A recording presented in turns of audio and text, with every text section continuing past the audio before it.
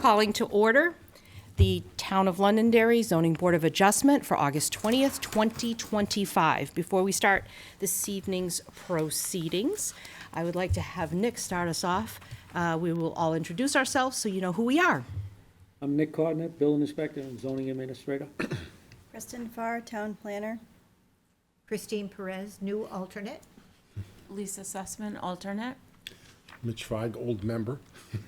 Suzanne Brunel, voting member. Jackie Bernard, voting member. John Grennan, new alternate member. Bob Robichek, voting member. A lot of new people. Nice. Okay, thank you. So for this evening's cases, we have quite a few, so we should be able to get through them tonight. Our meeting procedures will be as follow. The clerk will read your case into the record. The applicant will come forward to these two seats here, and you will state your name and address for the record, and you will make your presentation. The board will address the applicant if we have any questions or comments. Those that are in favor are given the opportunity to address the board. We ask that you come to the podium, and you're going to state your name and address and state if you are in favor for the applicant. Those that are having questions and regarding anything on the applicant are also given, the opposing side is also given the opportunity to address the board and ask any questions. You will also come to the podium, state your name and address for the record. The applicant will be given the opportunity to rebut any opposition, and the opposition is also given the opportunity for any rebuttal. The board will address the applicant with any additional questions or comments, if there are any, and the public hearing portion, if there are no further questions, will be closed, and at which time the board will enter into deliberations and we will vote on the request, or we will continue the case to a future date. Those who wish to speak, please come to the podium, state your name for the record. We ask that also you direct any of your questions directly to us, the board. We will then address the applicant. We have one stream of communication. We don't want the back and forth. We're going to keep this meeting where you go through the board, and the board will handle any questions with the applicant. We ask that you take your cell phones and either turn them off or put them on vibrate for the meeting. You can stay for the decision, or you can always go to the town tomorrow, or actually to the town website within 48 hours following the meeting. So, first order for this evening. Minutes to approve. Do I have a motion for last month's minutes? I'll make a because I think Mitch and I were the only ones, the three of us. I'll make a motion to approve the minutes. Do we have enough people here to vote on Well, there's three of us that were there. I don't know, not a majority. John, were you here? I was here at the last meeting. John was here. Okay. So, those that were here, you can vote, yeah, it? Okay. to accept the meeting. Yep. I'll second. Okay. All those in favor? Aye. Opposed? Or those that would like to sustain that are not here? Aye. Okay, so that is for the record. Did we all? Was that 4-0 or 5-0? I'm sorry, I don't know. I think it was Three. four. It was three. You were here. Three. Were you here? I was No, not she here. was not. Oh, okay. Okay, Three. Okay, so it was three. and the recusals. And the recusal is also three. 1, 2, 3. Right, she was Yep. Did we have an earlier, I don't know if did we approve the minutes from June, do you know? I guess we can do it another month. We didn't have enough people, I think, last, I'll check on it and make sure it gets on the September agenda. okay. Okay, It thank hasn't you. been. Do we, next order of business, do we have a report by the town council liaison this evening? Uh-huh. Thank you, Madam Chair. I'm going to pull this up. I don't know if you are aware of this scam alert Yes, we were going to affecting the discuss that. ZBA. Yep. The town has been made aware of a scam email circulating today. The scammer is impersonating town officials and asking zoning board of adjustment applicants to wire money in order to be placed on tonight's meeting agenda. Do not wire any money. The public out there, please. This is This is fraudulent. The town of Londonderry will never request wire, transfers, gift cards, or any form of payment by email or public meeting agendas. So if you get this, please contact our police department. All right, other than that, I don't have anything else. Thank you, ma'am. Thank you very much. Next order of business is the regional impact determination. Christine or Nick, do we have? Just determined that there was no regional impact in any of these cases. Thank you. I'll make a motion to accept the regional determination. Do I have a second? I'll second. Thank you. All those in favor? Aye. Opposed? Great. So this evening, we have three members, full members. I'm going to nominate, actually, we have four. We need to nominate one. John, you were here before. Lisa, are you comfortable yet? Mm-hmm. You're good? Yeah. Okay. John, did you vote last time? I did not. You did not? Okay, so Lisa, I'd like to nominate Lisa as a voting member this evening so that we have a full 5-member board. I try to rotate, Oh, please, yep. okay? All right, so all those in favor, we don't need to vote. It's just, that is. Okay, this brings us to our first case. Okay, case number 0521-2025 is a request for a variance from Londonderry zoning ordinance section 4213C2 to allow a deck to encroach 9 feet into the 15-foot side setback. The parcel is located at 116 High Range Road in the agricultural residential zoning district. It's tax map 6, lot 006-1. Peter Norton is owner and applicant. This was continued from May 21st, 2025, June 18th, 2025, and July 16th. 2025. I was just making sure you were there. Welcome. Have you done this before? In May I did it. But this is my first. In May I did, You presented in May? somewhat, and then what happened, we discovered that there was a no-cut zone on the property that one of the members wanted to know why it was and have somebody look into it. And that's why it was continued. And then every time since, there's only been 3 people to vote. Okay, so you'll have to start from the beginning, because it's a new case. It's not a new case, but it's a case that you've never presented, because with the zoning, you only have one bite of the apple, which means you only have one chance to present your case with all your facts, okay? So you'll have to start from the beginning, so that we have a full scope of why you're here. Okay, well, Peter Norton, 116 High Range Road. Thank you. I guess I'll start with the backstory a little bit. Summer of '22, I had hired a tree company to come in and take down over 30 pine trees that I had. That I was afraid was going to end up potentially hitting my house. And before the tree company could start, the town had showed up to let me know that I have a no-cut zone and that I needed to be careful in what I was taking down. And I told the tree company that, and they had left. They didn't want to deal with it. So 2023, I decided I wanted to build a garage, knowing I had a no-cut zone behind my house, limited the places I could put it, because I have septic running down the left side of the property, and the only place it could feasibly be put is where it was, By it, you mean the deck? the garage. The garage. The okay. garage, that I'm looking to put a deck on the back. But it's actually on the building now, as I thought I thought the permit encompassed that, and I'd be able to do it. So, Nick made me aware that I was wrong. It's good like that. And the other, couple other unique things about the property, the DPW driveway borders my property on one side. I have a little utility building towards the front of the property that's in the setback area. I provided pictures at the last meeting along with all the abutters consent forms. I think I'm missing 1 or 2 of them. But all the neighbors have no problem with me getting this. Okay, do you have your 5 points of I do. law with you? Okay, so, before you go into the 5 points of law, so what I have in my packet here I see a little shed, a picture of a shed. That's the utility building that's at the front of the property. That's in the, it's in the setback area. Okay, so that's, all right. But you're here for a deck. Yes, but as Okay. I believe you guys wanted to know the unique things about my property.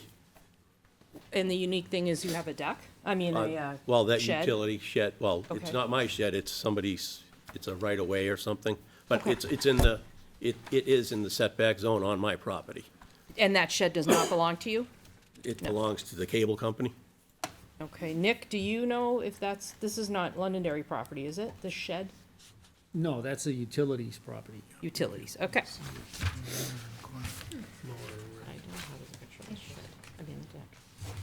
Okay, now, the deck that you're talking about, we don't have a picture of that in our packet. Or a drawing of any Drawing sort. There is a drawing. that I had given, Right here. There is a drawing, it's a free. Yeah, I don't have any drawing in my packet. And I'm gonna look at what presenting, It's behind, it's it's the first thing after the last Yeah. point of law.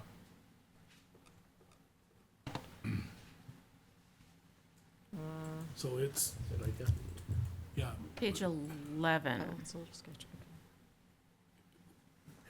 of the Are you- PDF. who's controlling the screen?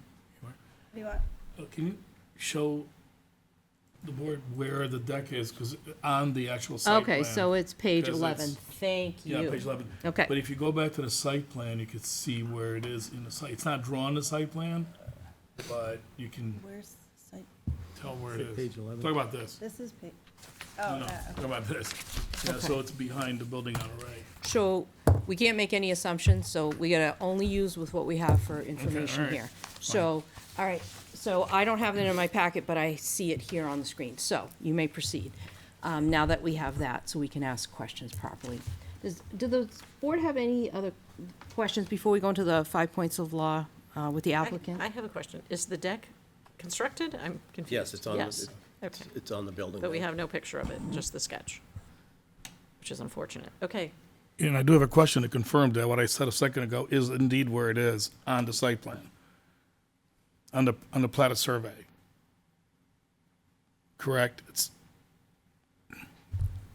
It is. It So I'm is not on supposed to that- point to, can you point to it, please? The deck is here, Right, that's what I was trying to say. Oh, it's in that area? That's what I was Okay. trying to point out, Madam Chair. right about here, and the stairs come down. Okay, so the garage with the orange is the garage that was already there. Garage. And then in that orange, it says shed in there? No, that shed is over here. Okay, all right. Very good, because we want to make sure that we get our facts right here. Okay, great. All right, so this is where the deck. All right. Okay, do we have any other questions of the applicant? Okay, you can go through the 5 points of law on your application. The other thing, too, I didn't mention is I had hired a survey company to make sure the building would fit where it was going to go. And he had actually informed me that the cutback zone on the back of my property was significantly further back than what the town had made me believe it to be. So I possibly could have put it back there, but where they had told me there was a no-cut zone, I didn't think it was an option. So, and once I had decided to put it where I did, I was happy to keep it there. So, on to the 5 points. And you don't have any paperwork for the board to show that, what you just stated? For the cut zone. That's the drawing from them, Yeah, oh, okay,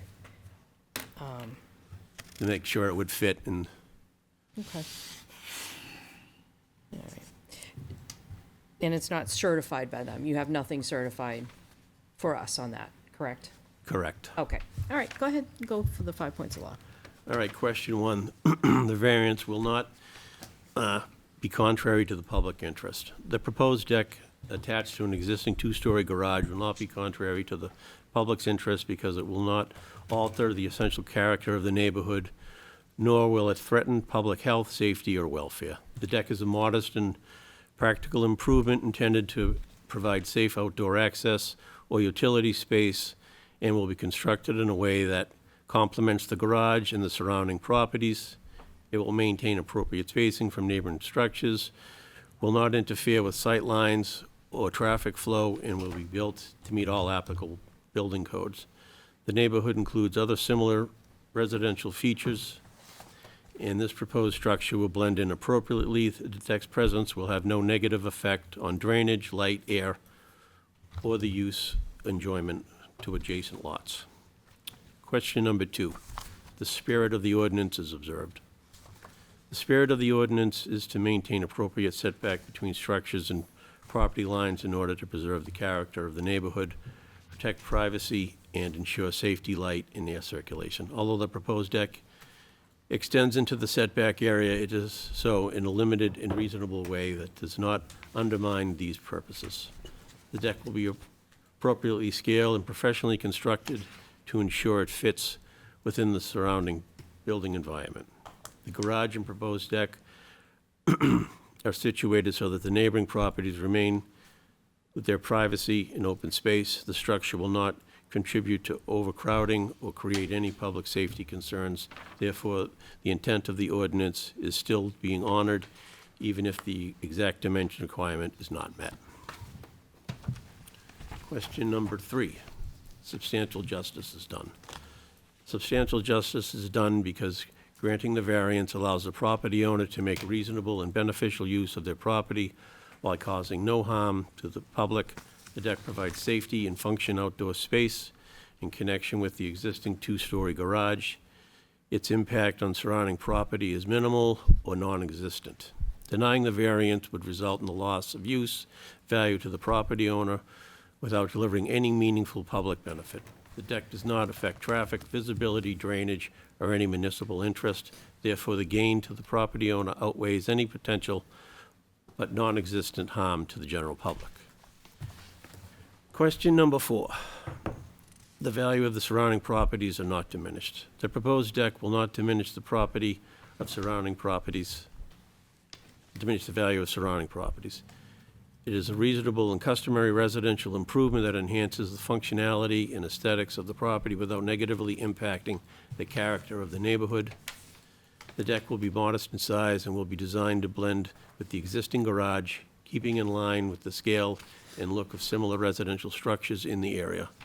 It will not obstruct views, invade privacy, or create any nuisance that would lower property values or deter potential buyers in the future. The proposed deck will have no adverse effects on the surrounding homes or their marketability. Question number 5.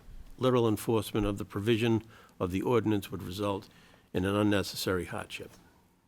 A, the zoning restriction is applied to this property interferes with the reasonable use of the property considering the unique setting of the property. Due to the location of the existing garage and the lot's layout, strict enforcement of the setback requirement would prevent the addition of a small functioning deck to the garage, a reasonable improvement for residential use. This deck may serve purposes such as safe access, outdoor utility, or additional storage. The hardship arises from the unique placement of the garage and the property lines, which limits options for improvement without a variance. Part 2, the proposed use is a reasonable one. Adding a deck to a garage is a reasonable and customary residential improvement. It enhances the use of the property without changing its residential character or causing harm to surrounding properties. Part B, no fair and substantial relationship exists between the general public's purpose of the ordinance provision and its specific application to the property. While setback ordinances serve important public purposes, including spacing between structures and maintaining neighborhood consistency, the proposed deck does not threaten these goals. The deck will be modest in size and will not interfere with the neighboring properties, reduce privacy, or negatively impact the neighborhood. Applying the setback requirements strictly in this case creates an unnecessary burden with no corresponding public benefit. Does the board have any questions for the applicant? I just have one. Yes, Rob? My only question is, if you had known that you had to go through this process that you're going through, right? For its variance on the right, call it the right side of the garage, would you have put it on the left side, and what kept you from doing it to begin with? The way the building's built, it's, if you're looking at it from the driveway, that's the garage doors, and it goes up like this. Oh, okay. And I've got hangovers that I can store trailers and stuff underneath and keep everything neat and tidy. Because that was my question, why you couldn't put it on the left side or the top side to where it says proposed garage, which you wouldn't require a variance, that's why I was asking, so. Yeah, no, the roof slopes that way. Okay.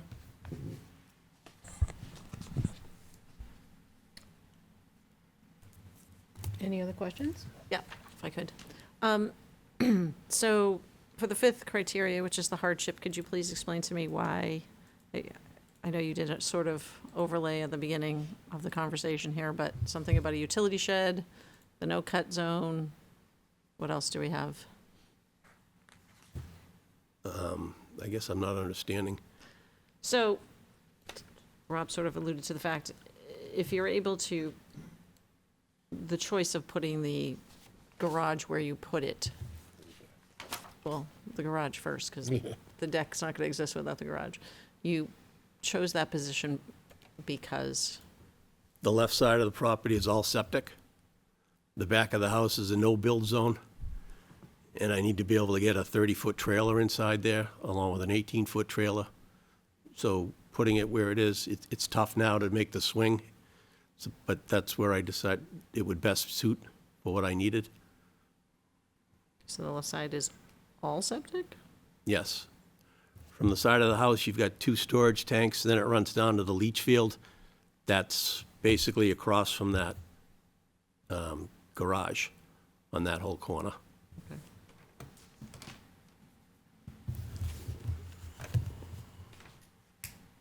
Thank you. So on your plans, I see that the utility easement, I also see on that left side, is that a drop on the left side, or it's just the leach field? It's just it's flat land there where all that leach field is, correct? It actually rises up. It rises up, okay, so it's like bubbled. And then you have the utility easement too. And the very back, so your no-cut zone, so your no-cut zone, what you thought was your no-cut zone, and what you were told was your no-cut zone was further into the house, It towards was- the house. The town made it sound like it was about 30 feet off the back of the house. So when you actually got the plans that we see, I can see the no-cut zone, which is how many feet back from the house? Now, would you estimate? Probably over 100. Okay.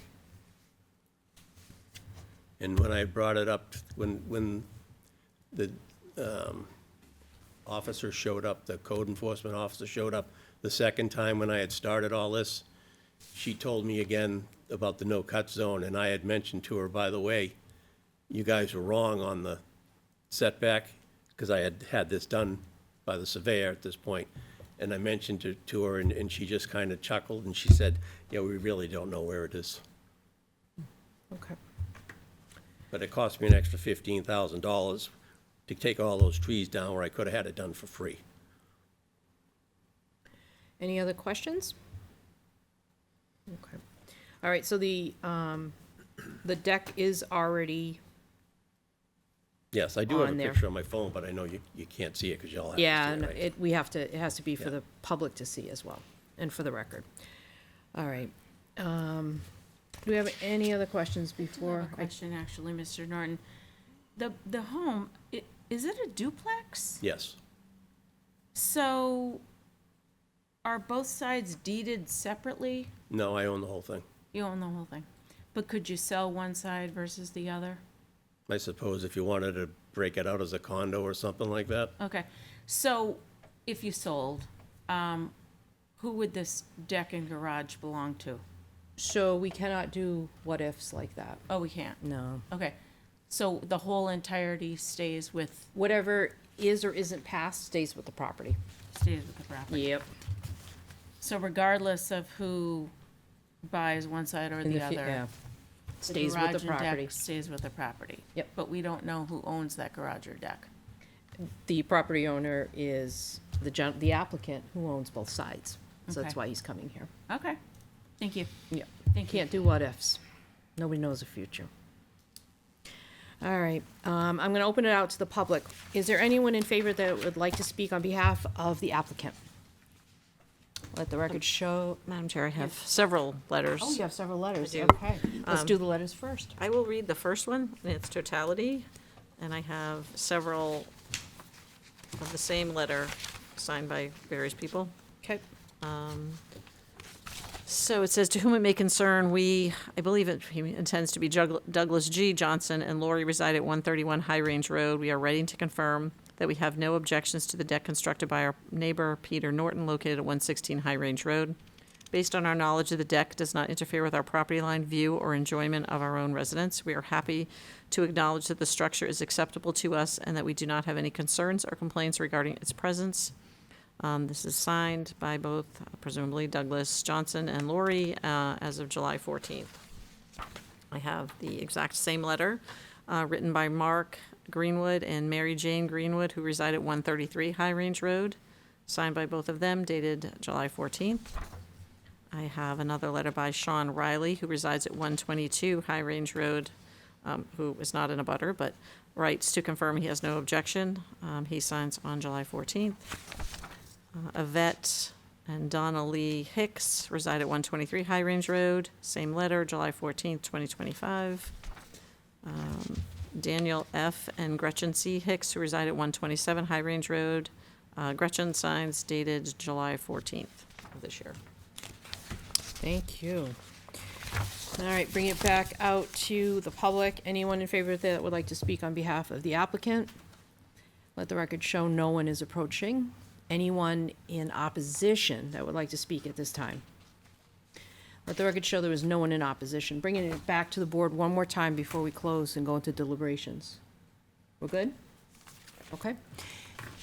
Public portion is now closed. Do we need to hash anything out, or can we go into the 5 points of law?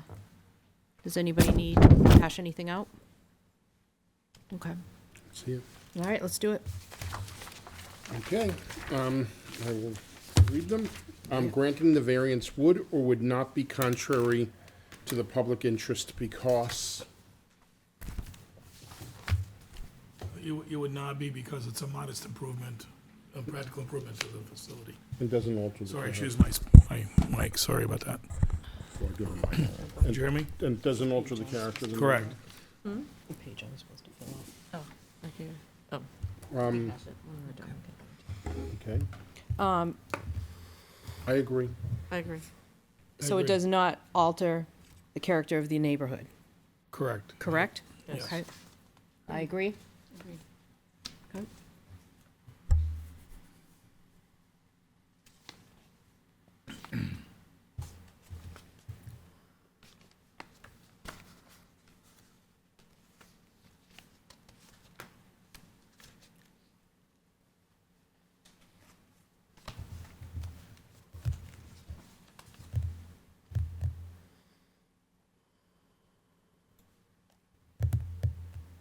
Pencil. Oh, I know what I'll get yelled at. The spirit of the ordinance would or would not be observed because, I would say it would. I would say it Observed. would as well. It would be observed because, There's no issue with health, safety, or welfare to the public. of the public. Does everyone agree? I agree. Agree? I agree. Okay.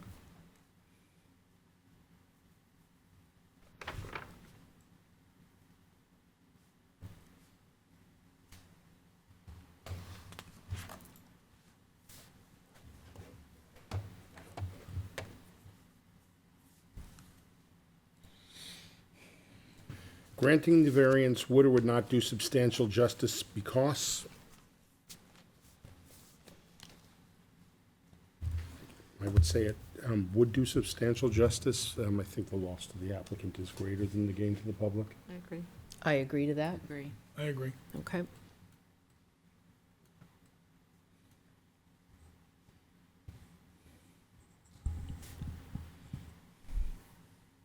Again, I think there's no harm to the general public.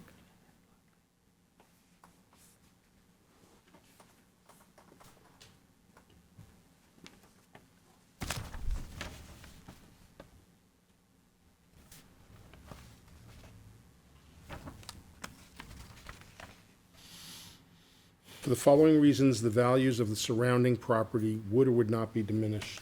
I would say they're not diminished. There's nothing in the packet that could substantiate, but I don't think it would affect the surrounding properties or decrease them. I agree. Surrounding properties, no, yeah. You agree as well, Lisa? Yeah. Okay, I agree. perfect. Thank you.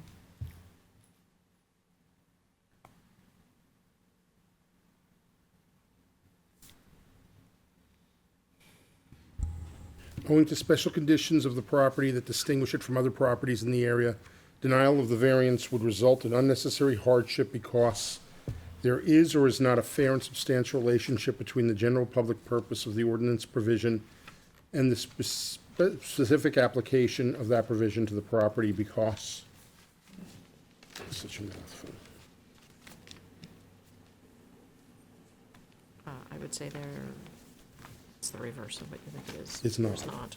Yeah, I agree. I have to get my list of the reasons why you had a unique property. Oh, you have it, okay. That list. The applicant indicated that the left side of the property was not available because of the septic.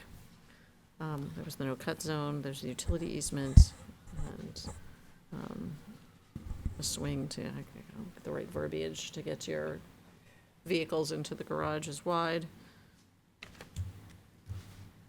He also has that easement.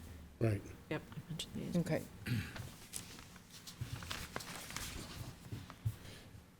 There's a drainage easement. I agree. utility easement. I agree. Yeah, I agree. Okay. It's multiple easements. I'm going to open it up, one to the applicant before you proceed.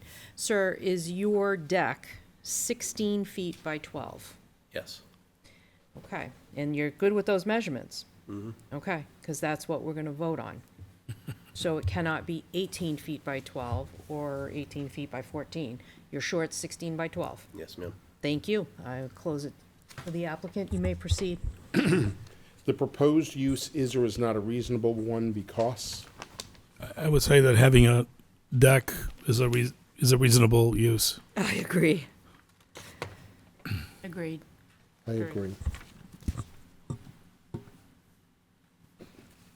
Are there any comments or restrictions? The deck shall be no greater than 16 feet by 12.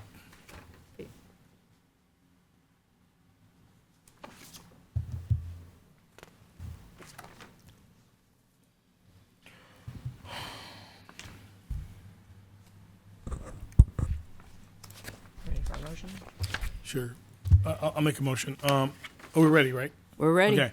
I'll make a motion that case number 05-21-2025-1, request for a variance from LZL section 4.2.1.3.c-2, to allow a deck to encroach 9 feet into the 15-foot side setback. Do you want me to read the rest of the parcel? Yes. Be approved with the specific, you want to call it caveat? Restriction, the deck shall not exceed 12 by 16 Feet. feet. I'll second. All those in favor? Aye. Aye. Opposed? May I have my voting sheet, Mitch? It's a little sheet under here. Of course. Thank you.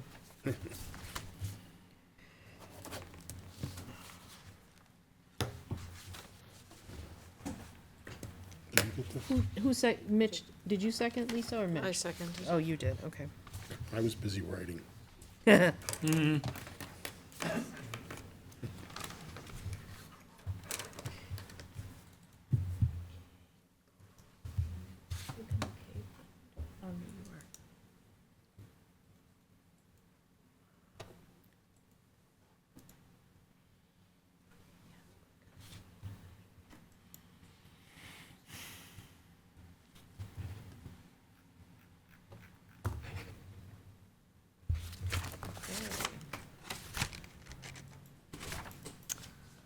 In case number 0521-2025-1, a request for a variance from Londonderry zoning section 4213C2 to allow a deck to encroach 9 feet into the 15-foot setback for property at 116 High Range Road has been approved 5-0.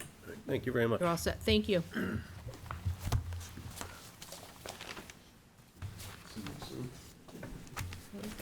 a good night, thank you. Thank you. Hey, Come on down. All right. Thank you. Thank you.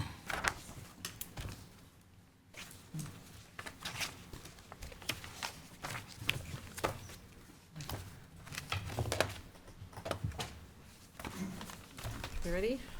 Yes, let's do it. Okay, second matter, 0820-2025-1 is a request for variance from Londonderry zoning ordinance section 4213C2 to allow an encroachment of a shed 6 feet into the side setback for parcel located at 10 Anthony Drive, agricultural residential zoning district, tax map 5, lot 052-17, Kevin and Michelle Renaud, owner and applicant. All right, good evening. Good evening. Kevin Reno, 10 Anthony Drive, Londonderry, New Hampshire.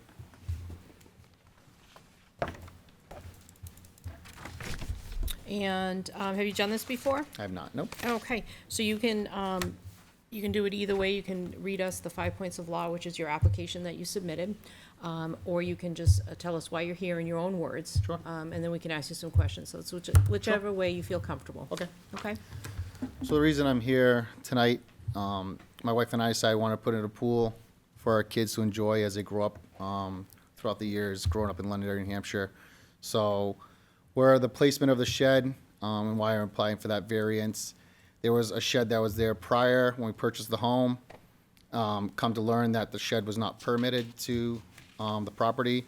It must have been an old storage container that, so when we purchased the house, this shed where we put it now was exact spot it was located prior to that shed being there. So about 4 or 5 years ago, we took that storage container out. Somebody actually came and took the whole thing out of it. So we took that shed and we placed the shed where that storage container was prior.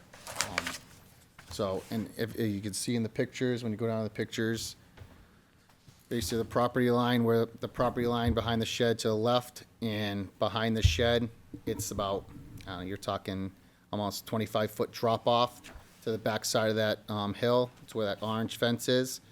And then to the left, it's almost another 15-foot drop off to Scott and Liz's property line that abuts my line over here. So where I measured it out, we're about 9 feet to the property line, applying for that 6 feet of variance that gets us to where the pool shed is.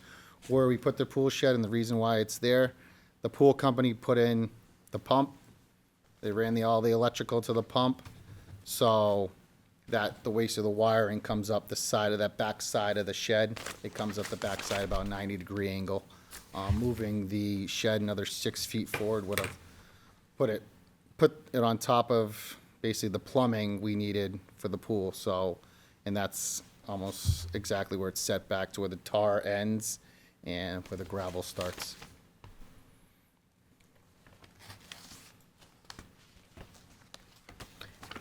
Does anybody have any questions of the applicant? We have lots of pictures here if anybody wants to see them. That'd be great. Yeah, I gave Thank 8, you. so everybody should have Thank got you very some. much. Yep, you're welcome. Sure. Yeah. Oh, are they the same, they're all the same? No, there should be, Let's hope, this set is the same, looks like. Okay. Either that or the angles are so close, it don't matter. I was trying to get you guys as much a close picture where you you. could see the property line.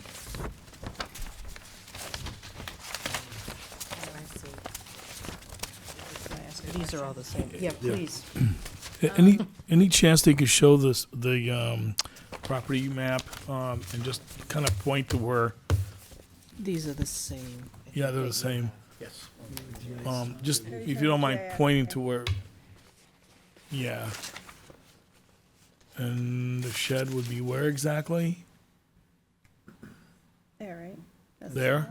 That's the pool, yeah. That's the pool. That's the Yep. pool. That's right. No, the shed The is, shed is, that looking down my driveway or backside? Amity it- Drive well, is the along street the- is So to where the yellow- right. If you're looking from the street, then that yellow spot is basically where the shed's located. That's the shed. The Yep, little backside. rectangle. Yep, Yeah, yeah, the okay. backside of the property. So that's why it's in the side yard. Yep, then that pool would, that's in, where that pool and that picture's located, this must be an older map, that was, they must have had a pool prior to us buying the house that got excavated over, and now it's just, oh, we made it a fire pit, into that area, and then that could be probably where he maybe had his old storage shed, but that's almost the same exact location. The pool's directly behind the backside of the house now.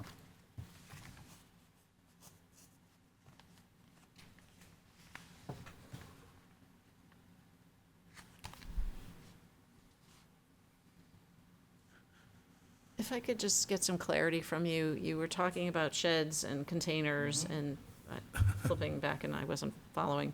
The spot where the shed is now Yep.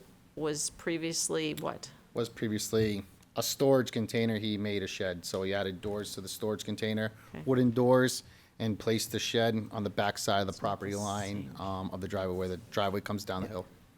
Okay. Was it the same size? I don't know, I didn't measure the storage container, a normal storage container, it looked like he cut it, could have been a half a storage container lengthwise. Like I said, we had somebody take it out, and then it was, nothing was there existing until we put in this pool shed. Thank you. And, It's going, it's not going anywhere. Okay. and Nick, Rob? the side yard is 15 feet, setback's 15? Yes, it is. Yes. Okay. Any questions? Any other questions? So looking at your house now, I just want to make sure that the shed is in the backyard. Yep, It's not in the side yard. yep, it's in the backyard, yep. Because it used to be on the side yard where where your leach field, So there's one there Pipe. now, yep. oh, there is one there now Yep, as there's well. one there now, yep. Okay. So that's a different shed that we're talking Yeah, about? that's a different shed, Oh, yep. okay, Different shed. That's why I said that's Yep. a different shed. different shed, okay. And that one's on the outside, that's that's definitely on our property line where it shouldn't affect any side setbacks. But I do see on that side of the property, though, you have this sloping that goes down on that side as well, on that Yep. tree line.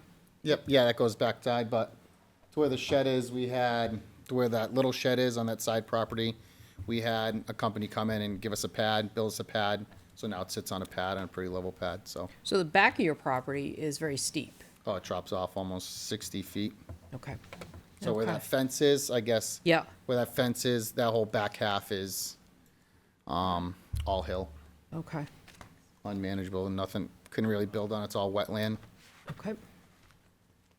Okay, any other questions? We good? John, do you have any questions? Do not. Oh, jeez, okay. Would you like to go into the 5 points of law? No, I think I described it pretty Okay, well. so for this process, you have to actually address the 5 points of law Oh, and sure. read them. Yeah. Yeah, Okay, yeah. okay. That's it. Sure. Do you have your application with you? Yeah, it's right here. Okay, good. So, question one, the variance will not be contrary to public interest. The shed surrounded by trees, there's no one affected by the surrounding of it where the shed is located. The neighbors will be not affected, and the placement of the shed, is surrounded by woodland. The spirit of the ordinance is observed. The shed is not at the recommended 15 feet from the property line. The variance shows 6 feet needed. This has not affected the neighbors or put any neighbor or in danger, and the public is not bothered by where the shed's placement. Substantial justice is done. The shed's placement does not harm any individuals or properties.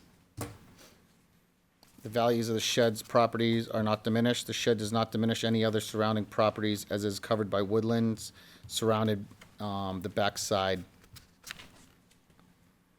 Number 5, little enforcement of provisions of the ordinance will result in unnecessary hardship.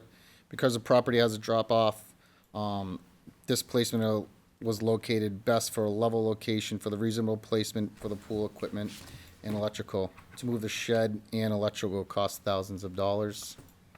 The proposed use is a reasonable one.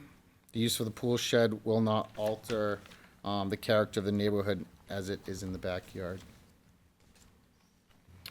I do have a question for you. What is that size of that shed? It's a 12 by 16. How about 192 square feet? Okay. All right. Any questions for the applicant before I take it out to the public? Okay. Taking it out to the public, is there anyone that would like to speak in favor of the applicant that would like to approach? Let the record show, oh, come on up. Please state your name and address for the record. Yes, Scott Nowak at 12 Anthony Drive. So I own the property where the fence is right there. Okay. And I don't have any objections to where the shed is. It doesn't cause any problems for me. Thank you. Okay. Thanks, Scott. Good evening. My name's Kyle Rinker. 9 Anthony Drive, directly across the street, and I have no objections. Thank you. Thank you. Mary Kuhn, 7 Anthony Drive, and I have no objections. Thank you. And Jeff Kuhn, 7 Anthony Drive. I have no objections. Thank you. Is there anyone that would like to speak that is in opposition? Let the record show there is no one in opposition. Bringing it back to the board one last time. We're good? Okay. This portion of the public hearing is now closed. We're going to go into deliberations. Do we have anything that we have to hash out before we go through the 5 points? I would just like to be clear that, Yep. again, we're looking at something that's already been constructed. It's not how we do things here. Pull your permits, have it looked at before we are looking at something that is already built, because a hardship of moving it electrically is not a hardship. Well, So, and this is something that, as a board here, we have some really Clear strict, to the people that are out there. and the strict public guidelines listening. on what we can and cannot do here. Madam Chair, And, yes, can I Nick. speak? Yes, please. The Building Code Board of Review proposed and got changes in our ordinance on the statewide for what their intent was to have it that you did not need permits for tents that were under 400 square feet. And they messed up and added in, the language that was passed in the law was any accessory structures. So that encompasses sheds. So if you're building a shed in town or buying one, if it's less than 400 square feet, you don't need a permit. So they're working to correct it now, but it could take them a year before they do. But that would be the reason why he didn't get a permit. He didn't need a permit. Okay. Ah, okay. That still doesn't change your point, It still doesn't change my point, but but it's a good thing to know. Yeah, How many square feet was it? 12 by 16. 12 by It's 190. 192 square feet. Yeah. just under there. Okay. Well, 400. and the language was how many square feet? 400. 400. Wow. I'm building a big shed this week. No, 20 by 20. Well, Nick, you've let everyone know now, so sheds will be. But I mean, to the point you make, yeah, I was thinking that, like, sometimes when we have people come and they say, oh, I built it and it's gonna cost, I don't even consider that. Like, I act as if there's been nothing built, because that's the way we're supposed to approach it, so. So with our zoning, and again, it's closed to the public, so this is, you get to hear us is just deliberate. us talking. This Yeah. is just us talking. The ZBA rules that we are given, they're very, very specific. And one of the 5 points of law, which is the last, which is the hardest, is what is so different about your property and unique that you can't abide by the zoning, and you're here because you have something very unique. That's really the hardest for any applicant to even slide into.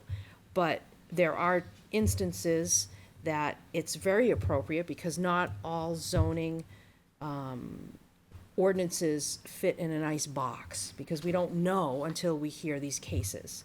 And when applicants do come and things are already constructed and the cost factor, and I just want to remind everybody, nothing in our zoning ordinances tell us to address a cost factor. That is not a reason. And we can't make up reasons. We have to follow what we have for the zoning rules that we are given, because that's what we're here for. So now that that's, and especially us talking, and even with the public that we have here tonight, that will help maybe inspire some others. But Suzanne, your point is very valid, and it seems to be a little bit more before us. And Today, well, we had the first. we have, yeah, and we're having it more and more overall. So just for anybody that would like to see this process after, and they can hear us, because we don't have, we have very set, strict guidelines that we must follow, so. And so in theory, I don't take into account, one way or another, we have made people move things in the past, and. Oh, absolutely. And they weren't happy, but. There's been a lot of monetary loss, all because, you just gotta go to the town and just ask, what can't I do, what can I do? And you can find a lot of this on our town website, which is very helpful for those. And Nick is available to everyone at the And Nick is a plethora of information, and he just gave us something tonight that I wasn't even aware of, so, Nor is it. Yes. No, thank you, Nick. thank you. All right. Anything else? We good to go? All right. I'm ready to read. let's Oh, I go. need a pen, Earl. Okay. Granting the variance would or would not be contrary to the public interest because, It would not be contrary because it doesn't pose health, safety, and welfare dangers to the public.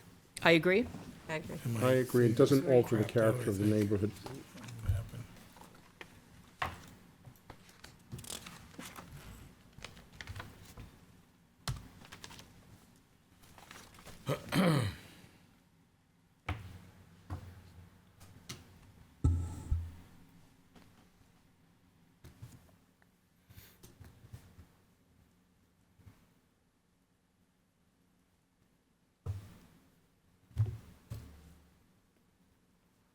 The spirit of the ordinance would or would not be observed because, I would say it would, again. There's no health, safety, or welfare concerns with the placement of the shed in its current location. I would agree. agree. I agree. Agree. Okay.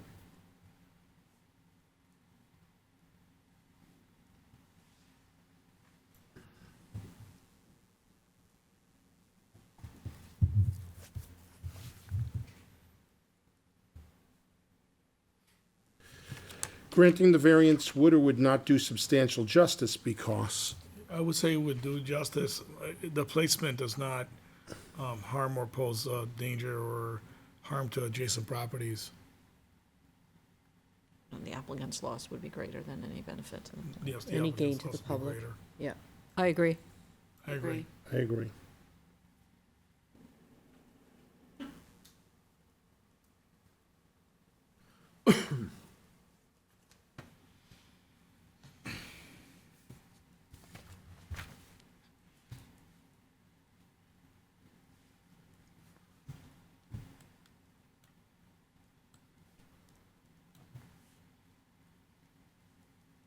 For the following reasons, the values of the surrounding properties would or would not be diminished. I should say would not, I didn't see any evidence agree. or anything about this that would suggest surrounding property values would go down. I agree. It's a lovely shed.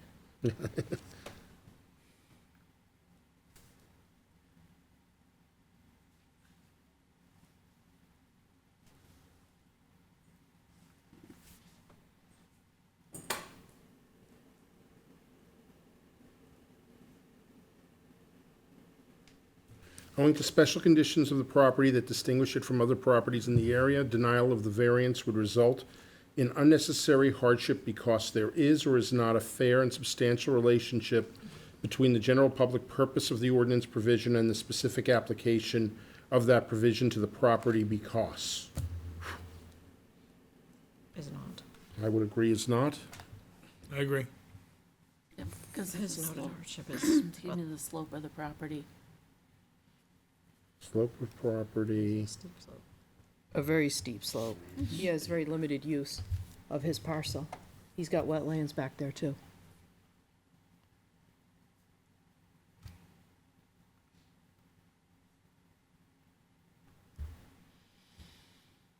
Okay. The Do proposed, we all agree with that? Yes. Yes, I agree. Okay, I great, agree. for the Sorry, record. I Okay, said that, thank you. yes. the proposed use is or is not a reasonable one because? Sheds are reasonable. I knew you were gonna say that. I I'm can- just I can't saying, predict sheds are futures. reasonable. Do we agree? Like the I agree. I agree. Predicted the future. You did. Are there any comments or restrictions, including any time frame condition? The shed shall not be any larger than 12 feet by 16 feet. Was it 12 by 16? That's what Yeah, it was. that's what the applicant testified. At 14 now. I'll open it up before we rule on that. Is your shed 12 by 16? Yes. Yep, perfect. Thank you. Okay. All right, do I have a motion? Well, Madam Chair, I'd like a motion to grant the variance in case number 820, 2025-1, a request for variance from LZO section 4.2.1.3.c.2 to allow the encroachment of a shed 6 feet into the side setback. The parcel is located at 10 Anthony Drive in the agricultural residential 1 AR1 zoning district tax map 005, lot 052-17. Kevin and Michelle Renault, owner applicant. Read the conditions. With the condition that the shed will not be any larger than 12 feet by 16 feet. Do I have a second? I'll I'll se- second. Thank you, Lisa. All those in favor? Aye. Opposed? Okay, in case number 0820, 2025-1, request for a variance from Londonderry Section 4213C2 to allow the encroachment of a shed 6 feet into the side setback for the parcel located 10 Anthony Drive. The same was granted, 5-0. Have a Thank you good so much. evening. Thank you.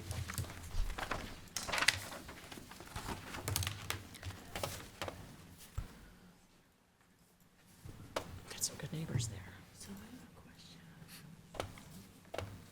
I don't know if I can answer, but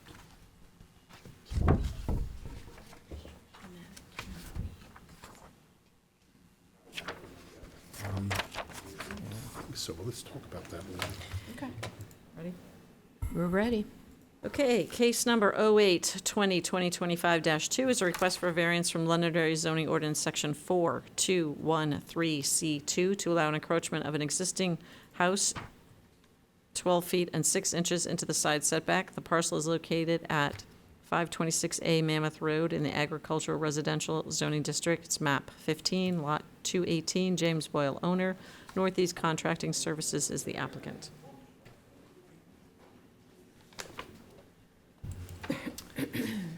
They have several, so. Madam Chair, Welcome, yes. I've advised them to withdraw their application for a variance because they have since, you can see the GIS map, which isn't always accurate. They have since produced a certified plot plan that shows that they're not encroaching in the setback. Okay. So would you like to state your name and address for the record and tell us if you would like to continue or not? Sure. I'm James O'Boyle, 28 Charleston Ave in Londonderry. I'm Elizabeth Domain, 28 Charleston Ave in Londonderry. We're actually the next case as well, because we had two So variances. we gotta do one at a time. So what would you like to do with this case? Withdraw. Withdraw. Do I have a motion to accept the withdrawal? I'll make a motion. Okay, thank you, Lisa. Do I have a second? Second. Thank you, Rob. All those in favor? Aye. Opposed? Okay, so that will take care of that one. So hold on.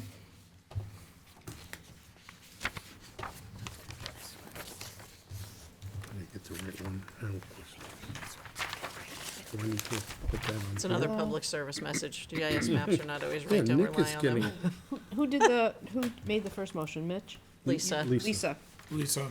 And Rob, I got you as last. What do we do with the withdrawal? Do you know? I don't think you have to do anything. Okay. We'll see what happens. Yeah, what I do is I just fill it out that it was officially withdrawn. If they ever audit. Well, that's good. I agree with that. Okay, so I'm reading in the next one. Case number 08-2020-25-3, request for a variance from Londonderry zoning ordinance section 4213B for an existing house without frontage on a class 5 or better road. The parcel again is located at 526A Mammoth Road in the agricultural residential zoning district, tax map 15, lot 218, James Boyle owner, Northeast Contracting Services applicant. And would you like to state your name and address for the record? Elizabeth Domain, 28 Charleston Ave. James O'Boyle, 28 Charleston Ave. Okay. Just one quick question. I have.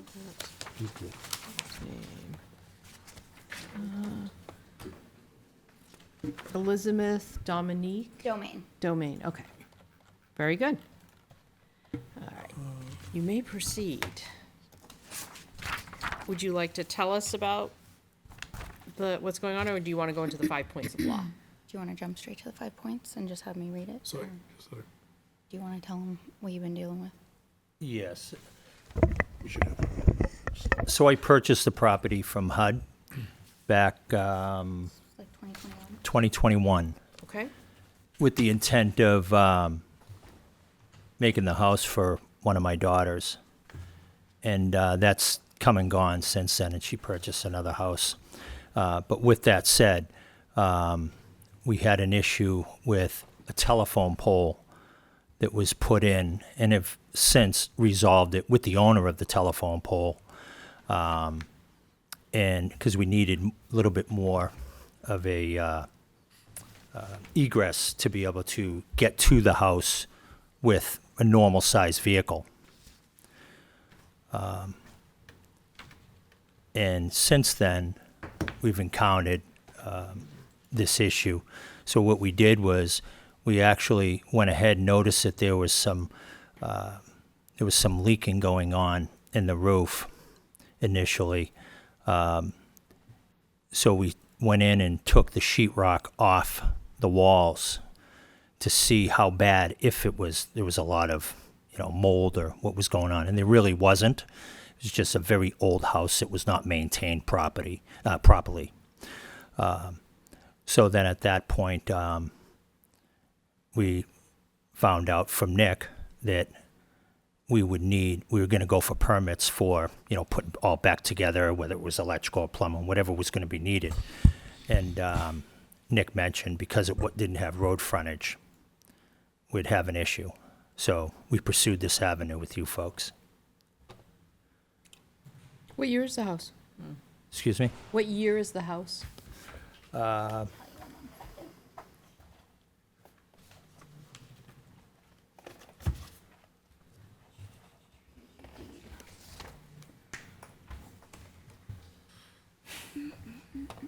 Any idea, Nick?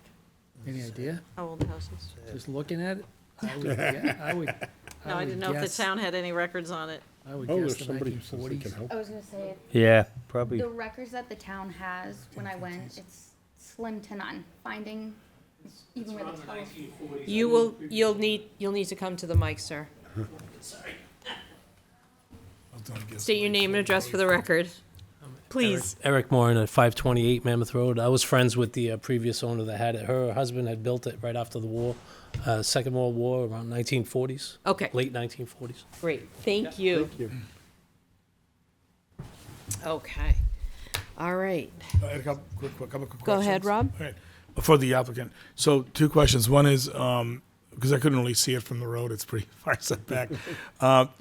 It's an existing nonconformance. You're not enlarging it, you're just staying within the boundaries of the house. I couldn't sort of get that really from your application. But Yes, I think that's it's- correct. But that's important that you're not exacerbating existing nonconformance. Second question is, how do you get to the house? Do you have to use that driveway to get back there, so somebody else's driveway? There's an easement. There's is an easement that runs yeah. back? So one of my vehicles couldn't get up, but my smaller Jeep could. Okay. Those are my questions. Thank you.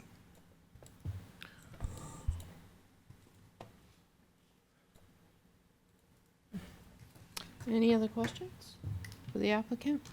I have none. Okay. So you're 526A, so it's the driveway that's sort of off into the, off to the side? Where the cursor is now, Yeah, where right. it says 132, that's the easement, that's the driveway. Okay. Yeah. No, the other side. See where the Run- cursor run the is cursor on the up the dotted side. line? That's the driveway. Yeah, that's the driveway, and it goes to the back. Correct. All the So way. it's a series of 3 properties Okay. that were subdivided in Okay, a span of time, and we're the middle property. okay. You're you're landlocked. Correct. Okay. You're on your own island. Okay.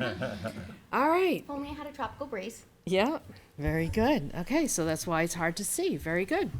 Any other questions? Okay. Would you like to do the 5 points of law?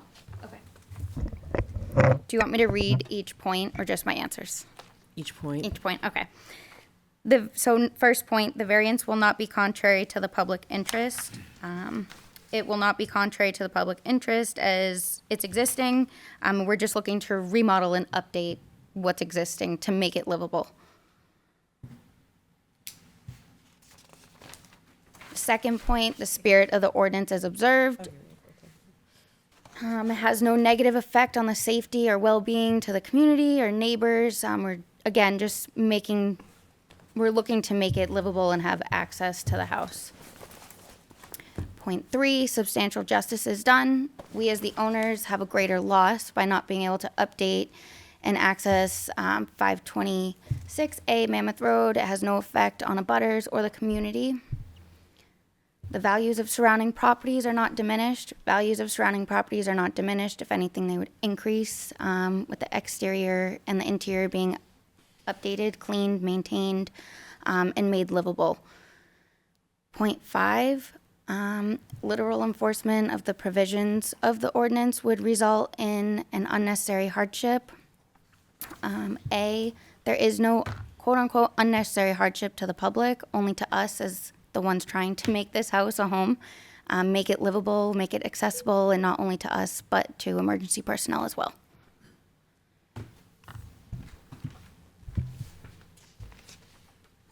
And you acknowledge that the building is been there for a very long time in its current position, Correct. and that it is landlocked? And Yes. you have access by way of an easement?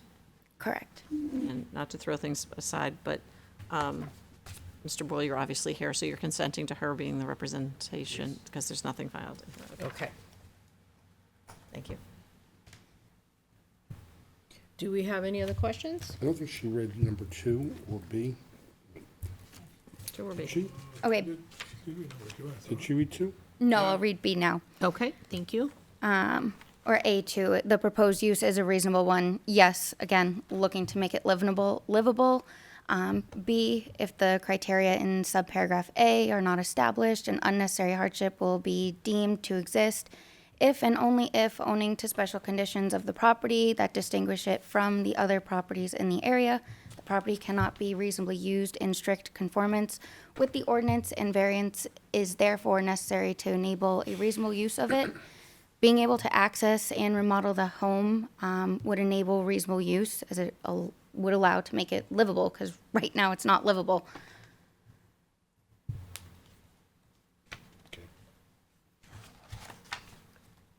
Okay, one quick question for Nick that I have. So, it's all about remodeling and, the interior of the home. I don't have, for special conditions, it's just a blanket, isn't it? Because the variance, by if it s- is granted. By state law, I cannot give them a building permit to do anything on that until they obtain a variance. Okay, perfect. Okay, because it's non-conforming. Right. Because it now, doesn't have frontage. Because it has no Because it frontage. doesn't have the frontage. Right. My one concern is that there should be some stipulation that they do have a wide enough easement where they can widen that driveway for emergency and fire access. Because I don't want them building and turning it into a beautiful house and not being able to occupy it because they can't get the fire department to approve what they put in for a driveway. Correct. And that was the issue that we had originally run into with the telephone pole.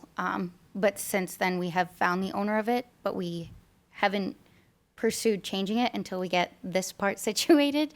It's kind of step-by-step process. But yes, I have even talked to Nick about that. How wide is the easement? 30 feet. 30 feet, okay. And how wide is the roadway there now, estimate?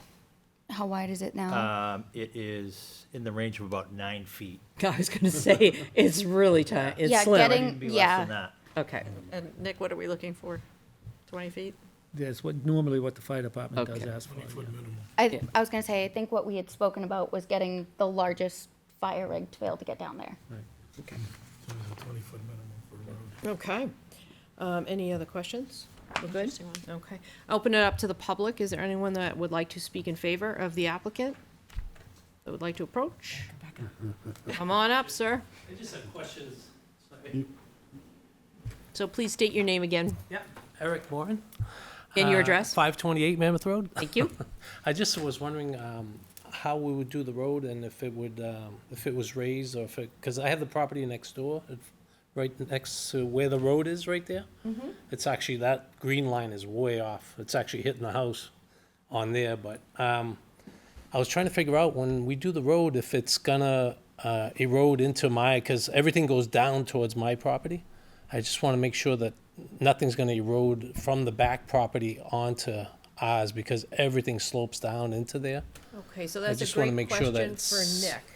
Yeah. When building takes over after our part here, if it is passed, do they address such issues Along with Public Works, yes. And along with Public the Works? the town engineer. The town Yes. engineer. Does that answer your question? Yeah, and I didn't know, this doesn't affect me, but more the house next door. There's a wicked drop off there. I don't know if that's going to make an unsafe situation. Just something to bring up So, for them. I mean, I'm all for them fixing it up. That's great. So, because I that's a- actually own the same exact thing on the opposite side. See the two green squares? The house that I have right next door actually is two different lots. Right now it's shown as one, but I have the same exact thing. I would love to build a house back there too, because I have two separate lots, but I don't think I can, but, yeah, that's just what I was That house has bringing been up. there a Just long time. hopefully, they have a good shot at doing this. It'd be good for them to fix it up. thank you. Thank you. Thank you. Okay, is there anyone else that would like to speak in favor of the applicant? Let the record show no one else is approaching. Anyone that is opposing that would like to speak? All right, let the record show there is no opposition. I'm gonna bring it back to the board for one last go at it. Are we good? Good. Okay. Public portion of this hearing is closed. Let's go into deliberations. Do we have to hash anything out before we start voting? I don't think so. Make sure. Okay, let's vote.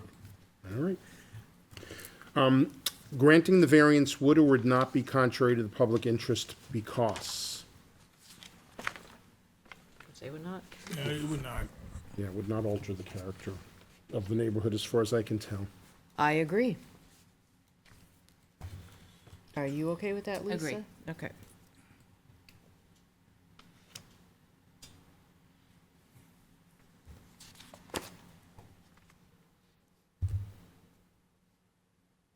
The spirit of the ordinance would or would not be observed because? I would say it is. It doesn't pose any negative effect to life safety or well-being to the community or neighbors.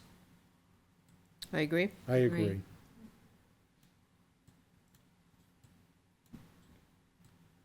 Did everyone agree? Yes, Yes. Yes. Okay. Sorry. Yes. mine was quiet. No, yours was, yeah, okay. I think I was talking to you. It's not often I'm quiet. Granting the variance would or would not do substantial justice because? I say it would. Absolutely. You would. It would. Yeah, the benefit to the, well, you do it, you always get, I always do it the opposite No, way. it's loss to the individual outweighs the any Outweighs the- benefit to The gain to the public. Correct. I always go the other way around. That's okay. Agree. Agree. I agree. I guess we gotta speak up, or the mumbling tonight.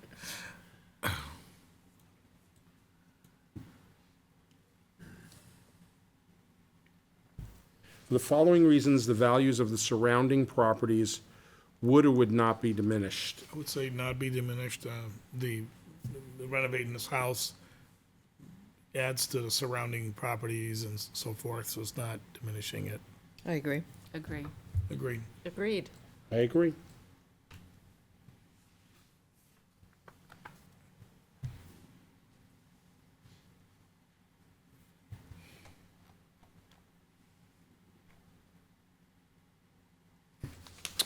Owing to special conditions of the property that distinguish it from other properties in the area, denial of the variance would result in unnecessary hardship because there is or is not a fair and substantial relationship between the general public purpose of the ordinance provision and the specific application of that provision to the property because, I would say is not. I would agree. So the applicant did not, I specifically asked. But did not know that it's pre-zoning. Okay, so I just want to put that for the record. This is pre-zoning. This is a home pre-zoning. I don't know where to put it. I put it in the, I'll put it Well, here. it's a hardship. It's a is the- hardship. Yep. It's pre-zoning. I mean, it's built there. It's, It's a pre-existing it's, non-conformance. but they want to change it, but, you know, Well, they're only changing it internally. internally, I mean, but, there's no change of use, there's just no enlarging the property or the no. house. So it's, but it's pre-zoning and, It's you know, existing Additionally- non-conformance. yeah. And that's why it's that skinny little road, which probably was only for a horse and buggy. Probably, Well, 9 1940. feet, yeah. And they might not have had a car. vehicles. I know, they might not have had a vehicle. They are also landlocked. And they are landlocked, Access by totally easement. landlocked. Does everybody agree? Yes. Yes. Yes. Okay. And the proposed use is or is not a reasonable one because? Residential I would say dwelling it's in a reasonable. residential I zone. mean, a house is reasonable. A residential A dwelling is residential, reasonable. single family is Residential reasonable. zone. Yeah, in a residential zone. Not everywhere. That's true. Okay, the trickier part is the wording on the expansion of the that's- easement, which I think we need to say that the restriction is that the, We, Yeah, do we have any conditions or I restrictions? said the existing. but I think that I wouldn't write anything it in. would be up to the DPW and the town engineer, right? I mean, all we're saying is that it has to meet the requirements. So once it leaves us, Yeah. yeah, they're I gonna mean, do this- their part. Yeah, it's like It saying leaves us. like saying the drawings have to meet permit. Well, they're gonna meet permit requirements because they're gonna apply and you wanna approve them without it. I think we want to Also- say that the access easement needs to be enlarged to. Accommodate. Not less than, which means it can be more than 20 feet in width to accommodate emergency vehicles. I would actually suggest that we don't put a number to it because I would suggest that we do it to meet the requirements of the town engineer, DPW, and the public safety provider, fire department. I wouldn't put a number to it personally. I mean, you got I do a lot of truck turnarounds. It's complicated. Can I speak? Yes, please.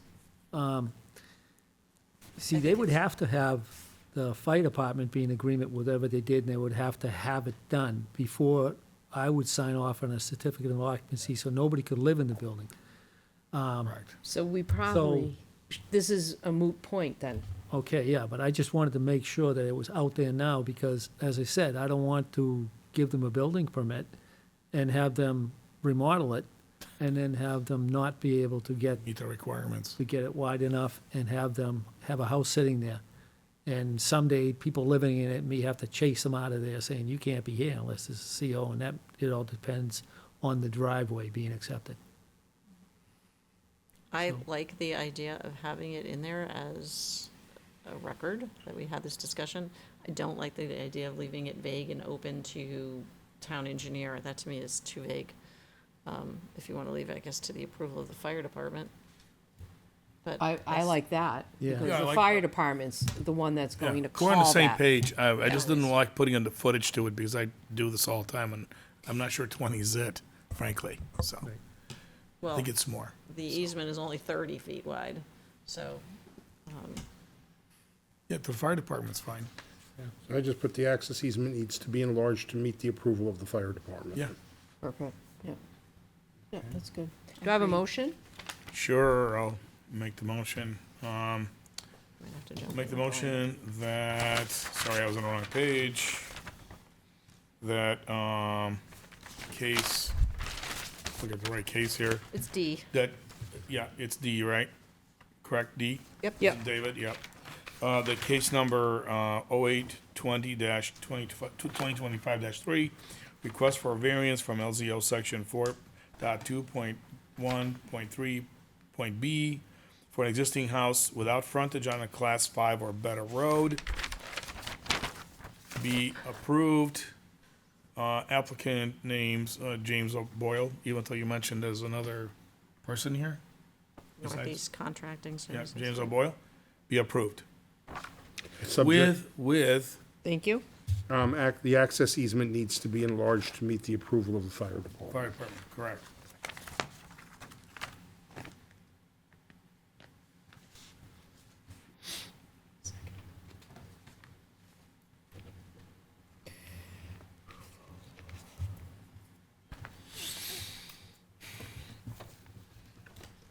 And do I have a second? I want to make sure I got this right here. Oh, that's good. Do I have a second? I'll second. Thank you, Suzanne. All those in favor? Ayes. Opposed?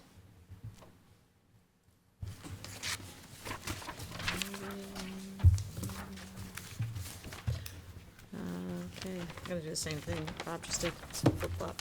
On case 08-2020-25-3, request for variance from Londonderry zoning section 4213B for an existing house without frontage on a class 5 road or better. The parcel is located at 526A Mammoth Road in the agricultural residential zone, tax map 15, lot 218, James Boyle, owner, Northeast Contracting Services applicant. Your request for variance has been approved, 5-0. Thank you. Thank you. Have a good evening. You too. Thank you. That was an interesting one.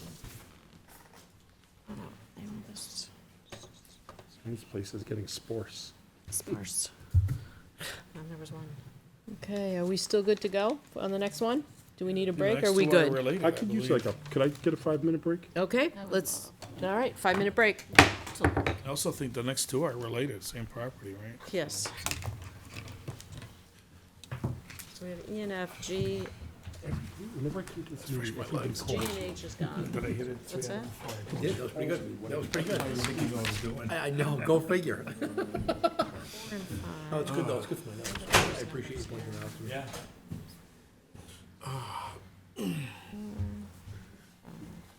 6 is Because they're alpha here. I know, in there. exactly. Okay. 6 is G and H are continued, which is good because I was gonna have to refuse. Although we have plenty of bodies together, which is great.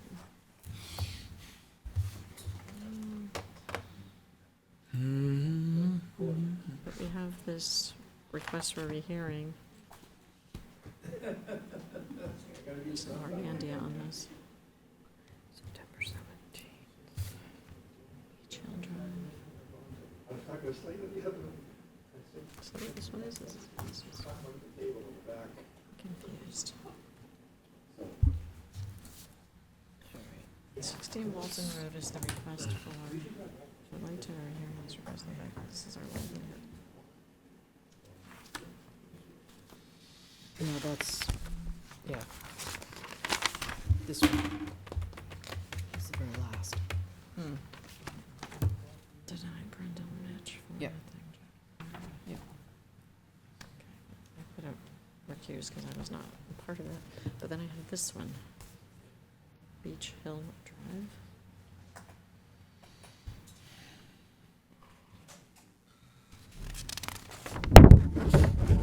So that says withdrawn on our sheet. Okay. I guess we'll. I guess G was continued. G. G as in George. G and H are continued. So this is our last case, but it's two different things for Then the same Beach property. Hill And it's is a reapplication, did I read that right? drawn. This whole Yeah, we'll clarify it once the cameras go back on.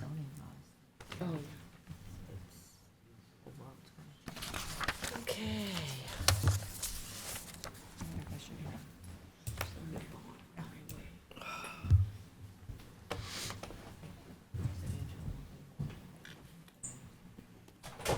I'm gonna use the budget. That's gonna affect. No, it's unlocked. Yep. So if you and I have houses next to each other and I can that's gonna affect yours. So.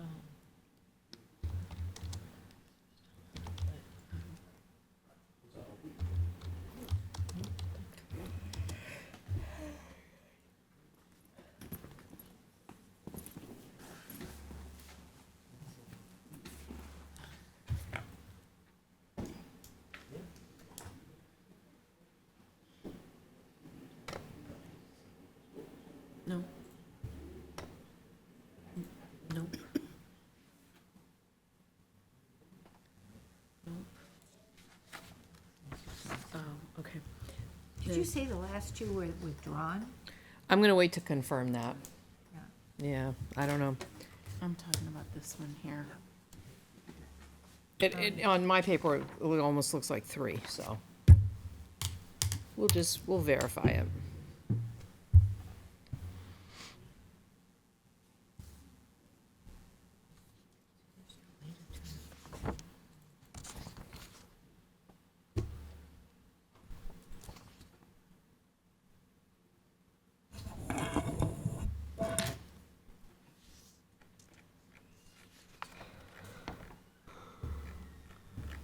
I guess not.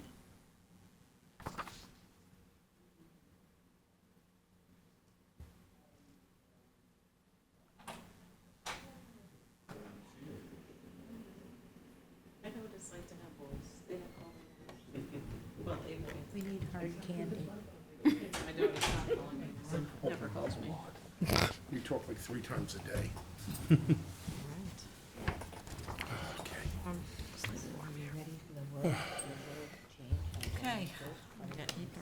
Missing a couple still. All the new zoning laws.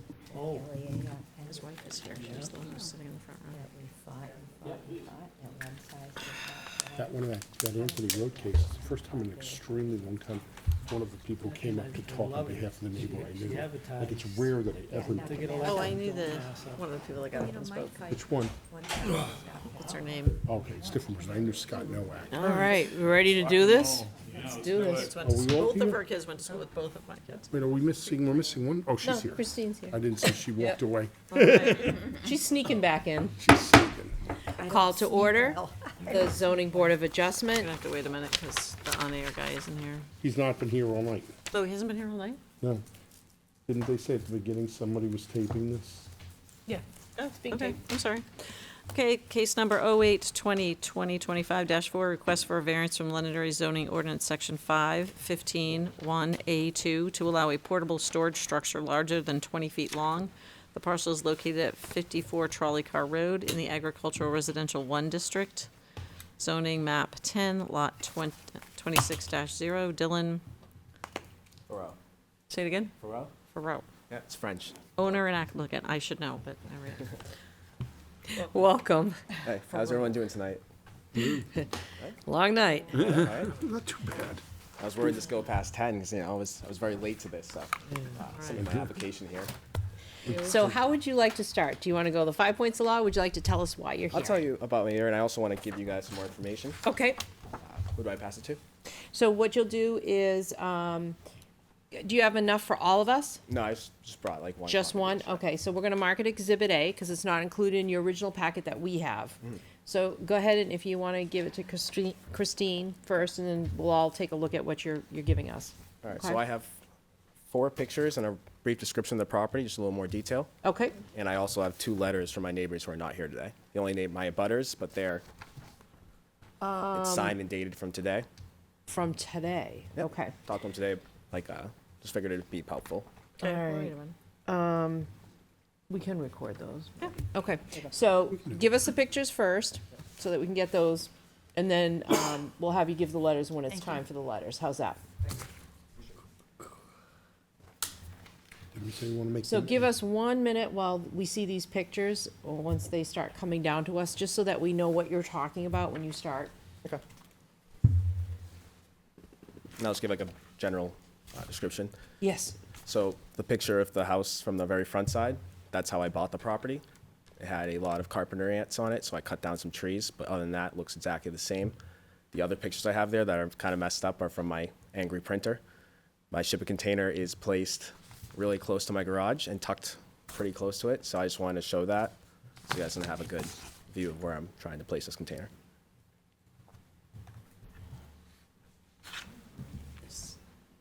You're working your way over here. I'm not sure how that's relevant. 515-182. Probably not. 515-182. So where's the shipping container? You'll see it in the pictures. They're coming down. Oh, I got That's it. why he's Yeah. gonna Yeah, wait. looking at the- Yeah, no, it's not in our packet, It's so it's coming down the alongside, line. Oh, no, I was just looking at the Yeah. property. Do that first then. So if you look at the blue pool, that's no longer there.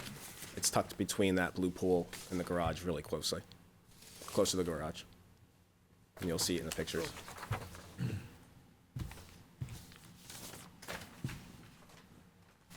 How long is this storage container? Unfortunately, 40 feet long. 40 feet, okay. 20 is allowed. There you go. We got one more coming your way. I'm gonna send this one. Like I said, that description is of the property as, before I had it.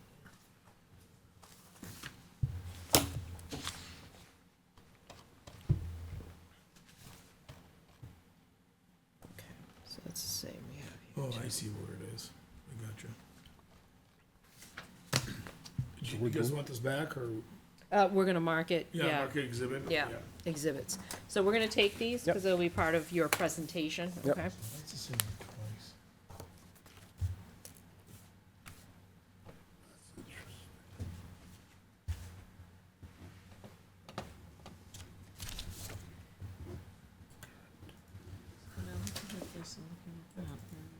It's the same. That's weird. See? It's that. And it's on that side. I'm having issues opening things before I have it, so. All right, this is gonna be Exhibit A. This is a variance followed by if it passes. Okay, here's Exhibit Special A. exception. Yeah. We haven't had one of So those that's in a a, long time. Exhibit A is gonna be, referred to as just a picture of the, front of the property showing the house and the garage. B, for the record, is, showing the container next to what we see in Exhibit A, next to the garage. And C is further back, and D is a close-up of that container at the garage. For the record. All right, here we go. This is for the record. All right, go ahead. All right, so yeah, just tell you about myself. So I'm a robotics engineer. I'm Okay. from Massachusetts. What brought me to New Hampshire is my love for motorsports, toys, adventure, outdoor. So in Mass, I had an issue with space, so I figured I'd get a property with enough space to do what I do.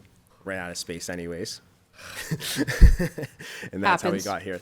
So my property is unique that I was actually surrounded by shipping containers, so when I placed it, I didn't realize that wasn't allowed. So forgiveness, begging for forgiveness here, that's why I'm here today. The property is set up pretty well, but unfortunately, that shipping container completes it perfectly. And the biggest reason I wanted it was to store things separate of my garage, because I have a lot of inventory for all my little parts, because I have jet skis, dirt bikes, sport bikes, robots. I build a lot of things from scratch, so I make an absolute mess. My mom raised me to keep things organized and tidy, so I wanted a shipping container, and it's just pretty much filled with shelving, and all my parts are like categorized and labeled, and it's just really made it so that my property can be like as neat as possible. So your mess is inside? Yes. Okay. And not outside. And then another thing I'll repeat a few times too is I had carpenter ant issues, termite issues, like just every single issue with bugs, bees, all of it. I've flown even drones into bees' nests at my property. Like I have Fox Patrol. I have the full service from them. They're always there. I get attacked by mosquitoes, all of it, right? So I was just trying to make it so that everything would stay out of my toys, because they're lovely, and I don't want them to die. Welcome to New Hampshire. Welcome to New Hampshire. Yeah. Exactly. So that's why this originally happened. The reason this was all brought to my attention is because my neighbors got served paperwork for their shipping containers and whatever they also don't have. So I just generally was ahead of the process and set this up immediately and as fast as possible. So we'd have a discussion before it became an issue. Okay. So that's why I'm here. The garage that we have, what's in that garage that you could use that's already on the property? So that's full of dirt bikes, jet skis, and sport bikes. Okay.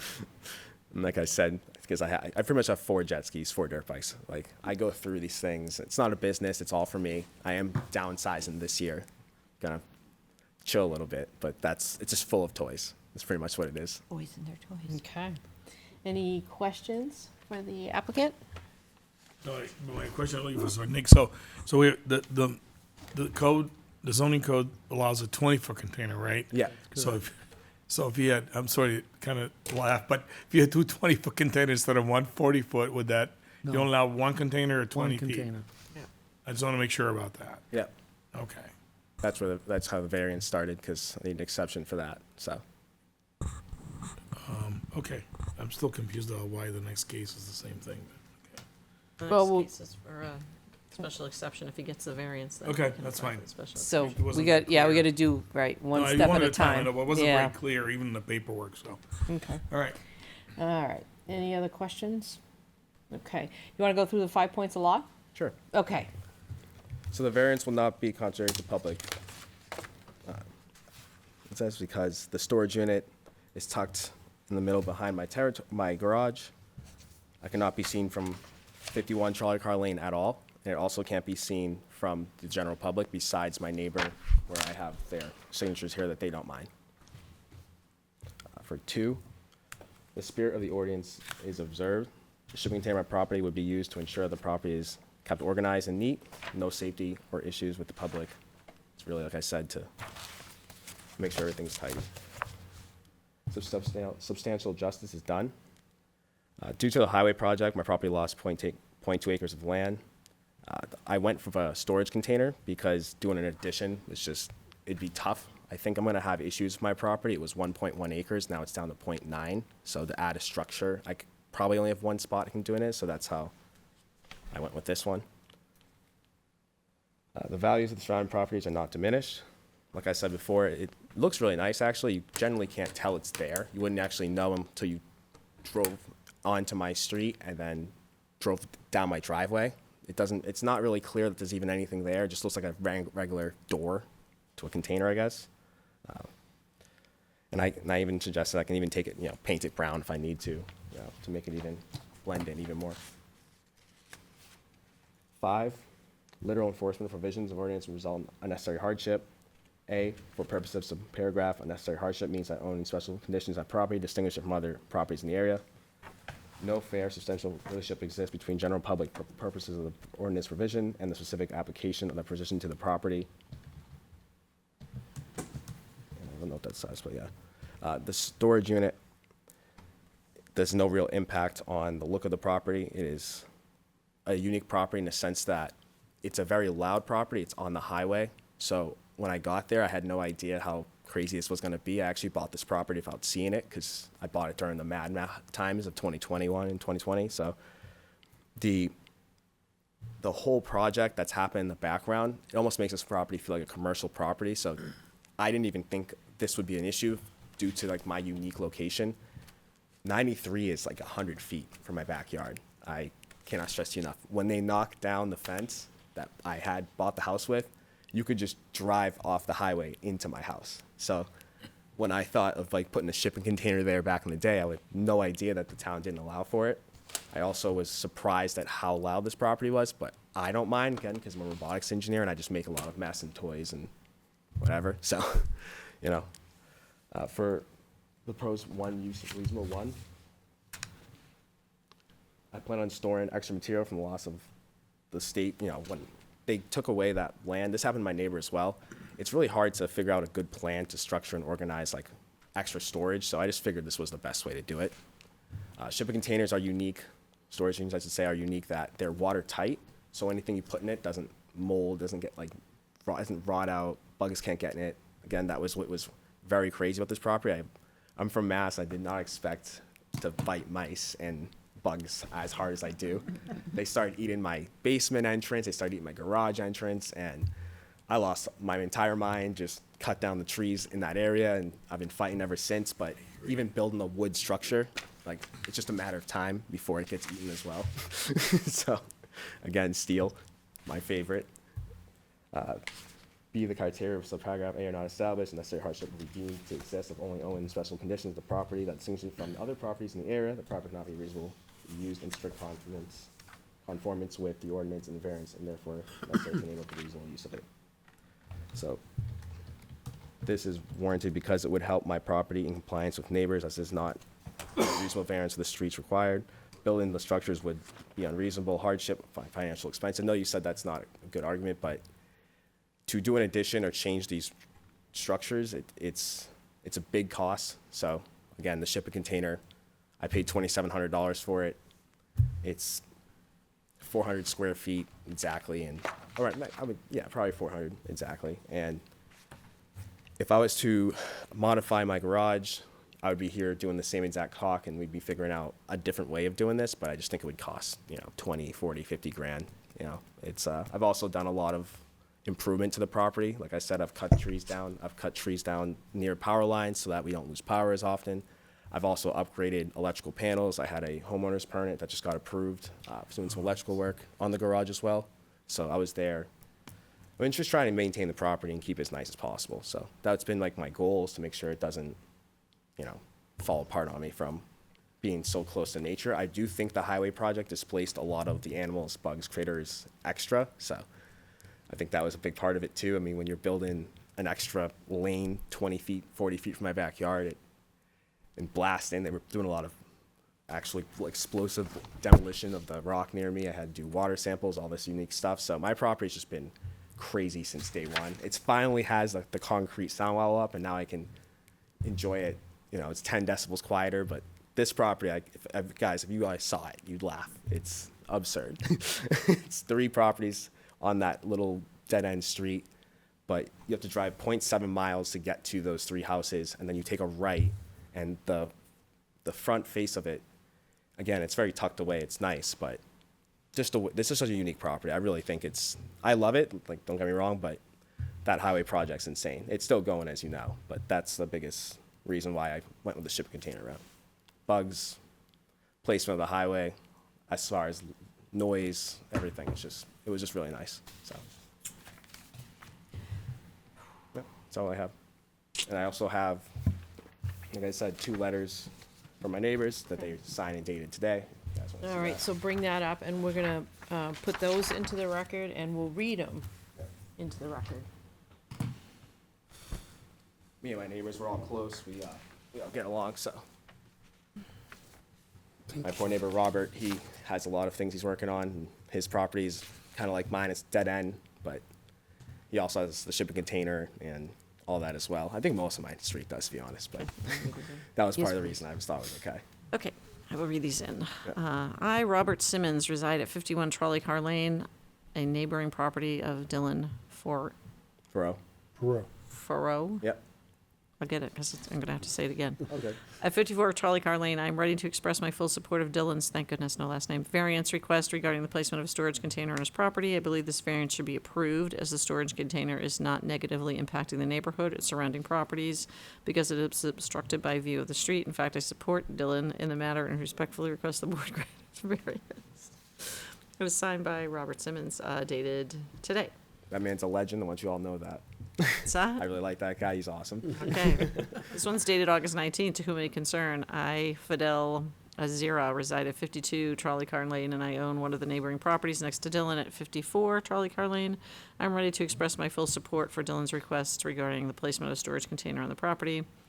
I believe this variance should be approved, and this is the same one, I believe, as the storage container is not and will not negatively impact the neighborhood or surrounding properties. It is obstructed from view of the street. I have no objections to this variance being approved, and my sincere hope is that you approve Dylan's variance and encourage the town to move forward with its approval. Okay, we'll put those in the file. Thank you. Does anybody have any questions of the applicant? So, if this is granted, this stays with the land. This stays with the property, this variance. Just because you leave doesn't mean anything.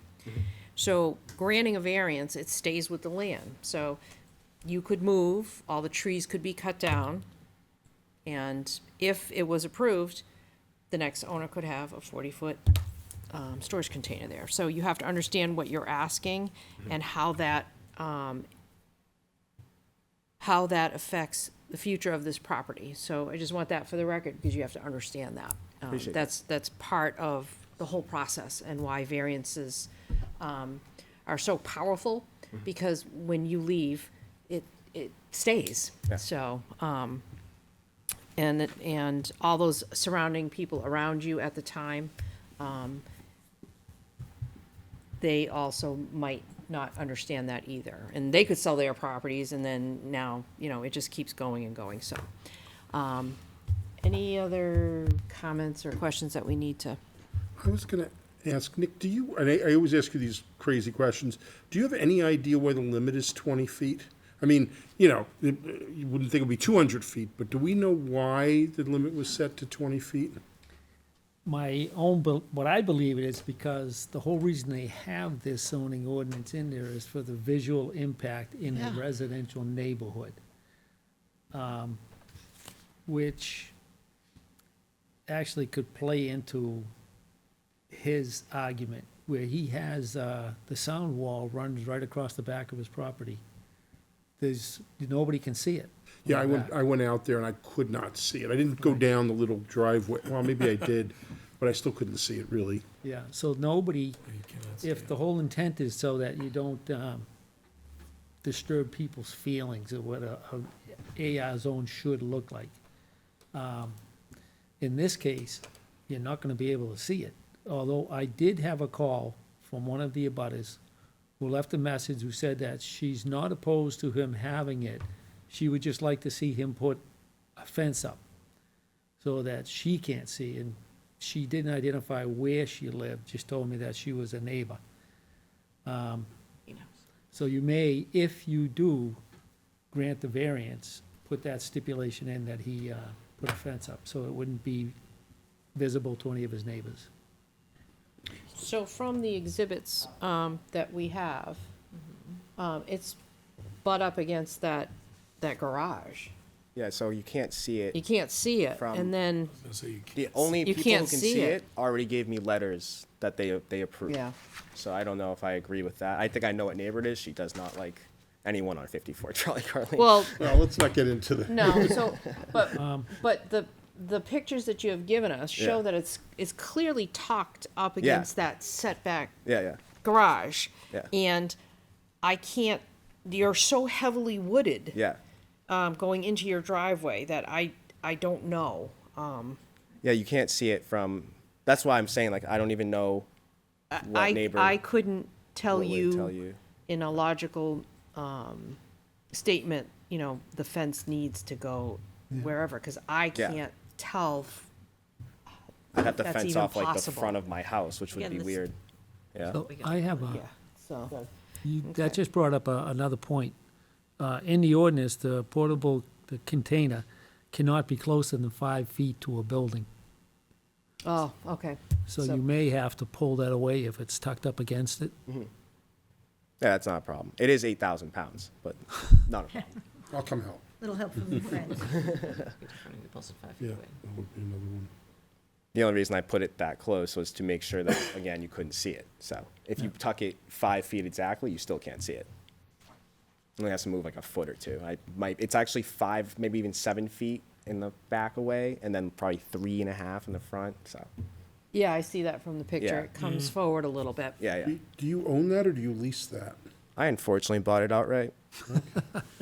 Or knowing that it wasn't allowed, Just gonna add that, sorry. Seems to be the night for that. Well, I'm not saying for that, I was just curious if you had a lease that was. Yeah, no, that's what expired. makes this tough. So it's a lot to move this container. It is, like I said, 8,000 pounds, so.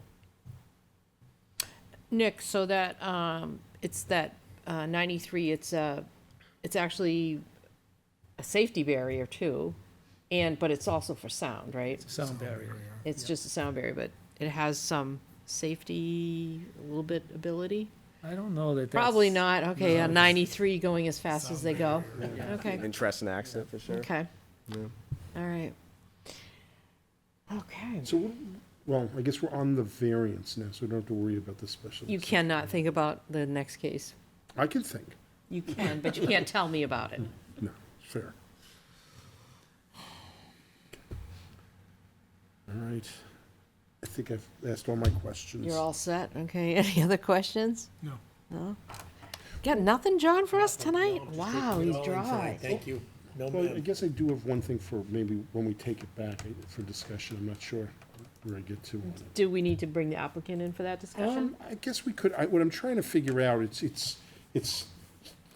guess it's, Susanna, my favorite problem, like, how do you get to a variance because the property is unique, that therefore you need a larger thing than is allowed? Do you know what I mean? Like, you could argue, maybe you can't put a separate building, and then maybe that's the argument with property is structured. I'm not sure I could fit another building with the way the highway, so I lost 0.2 acres, so I'm not sure if you could add any to the rear, because it has to be X amount from the back That side, might be the- side. So that was my biggest concern, is like trying to get a building permit to build a bigger Could come for a garage. variance for that.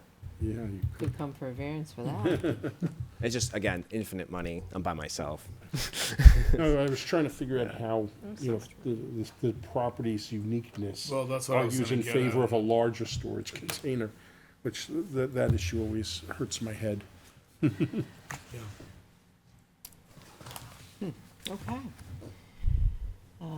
Christine, do you want to put anything in for comments this evening? Got anything, any questions? I do. I think what happened to the people on Trolley, we've heard from them at town council meetings too, that they really did have some issues with their land being taken away and changing the structure of the land that Parcel, they yeah. had, the parcels that they had, and that was unfortunate, so. Yeah, it So a was lot of pretty- people were affected? Yeah, like a Or whole street. compensated. Yeah, well, I Multiple understand houses. that, but, Yep.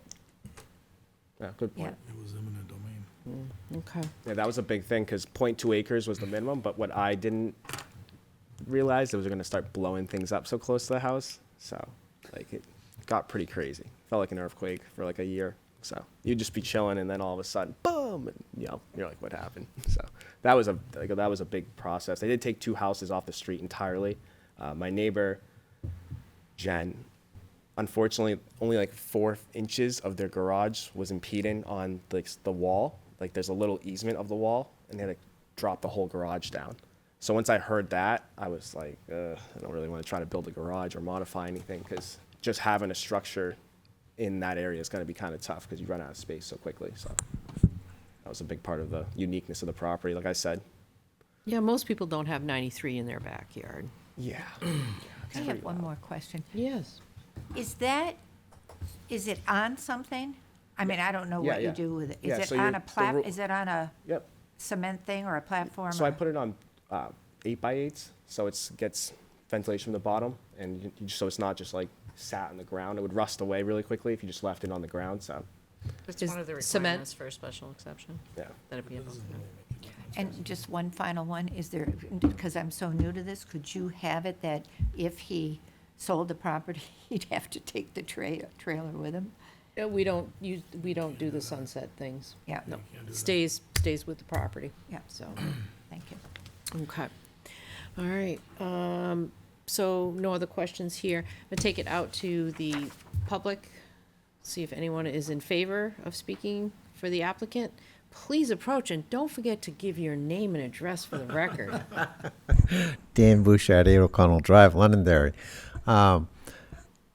These containers have been a thing with me because I've seen people put containers in, and they'll either put trees, like arborvitaes to hide it, or they'll put siding on it, and it actually put a roof on it. So it kind of looks like a shed sometimes. So I don't know if that's something that you guys can request, that they put some kind of a siding on it if it was in view. That's my only thing. Thank you. Thank you. Is there anyone else that would like to speak? And there's no one else left, so we'll That's a fair- state that for the record. Yeah, that is a fair point, So, though. Yeah. anybody in opposition, let the record show there is no one left for opposition.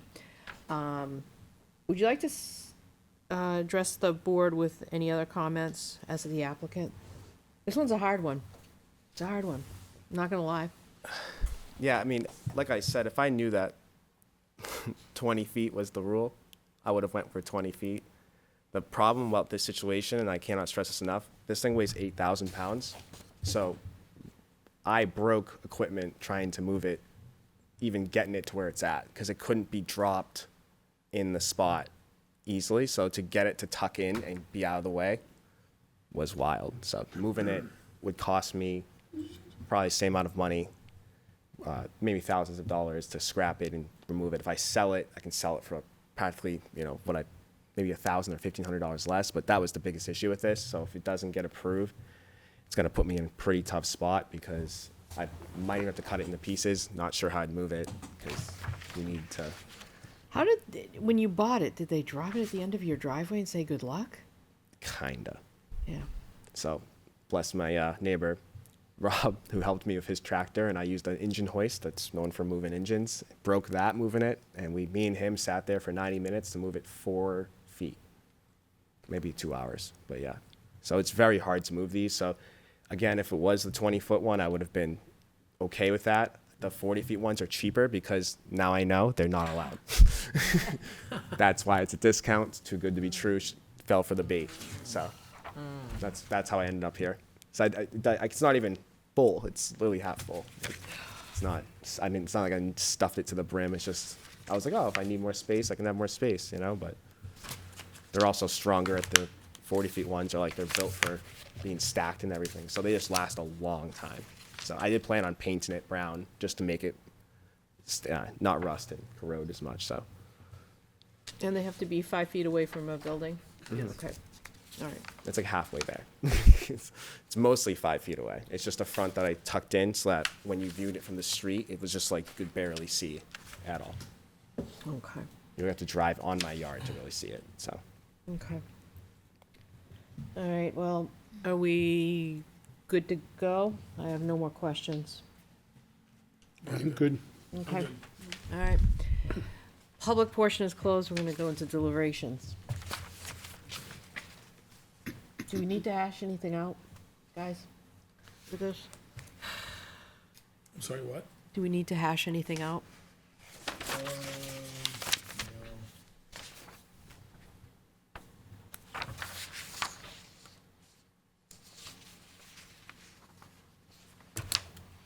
Okay. Do you want me to start reading? I just wanna make sure Suzanne doesn't need anything hashed out. I have a problem. I guess. I don't want to have a problem, but I do have a problem. This one's a really complicated situation. So where's your issue? Do you want to talk about it, or do you want to just go through the 5 points? We can talk about it. I like a discussion. I guess I'll start. To me, it's like, I look at the hardship, right? The lot is unique. It's a unique lot. Not only, even if you didn't lose the 0.2 acres, it's a unique situation, unique lot. Now he's lost 0.2 acres.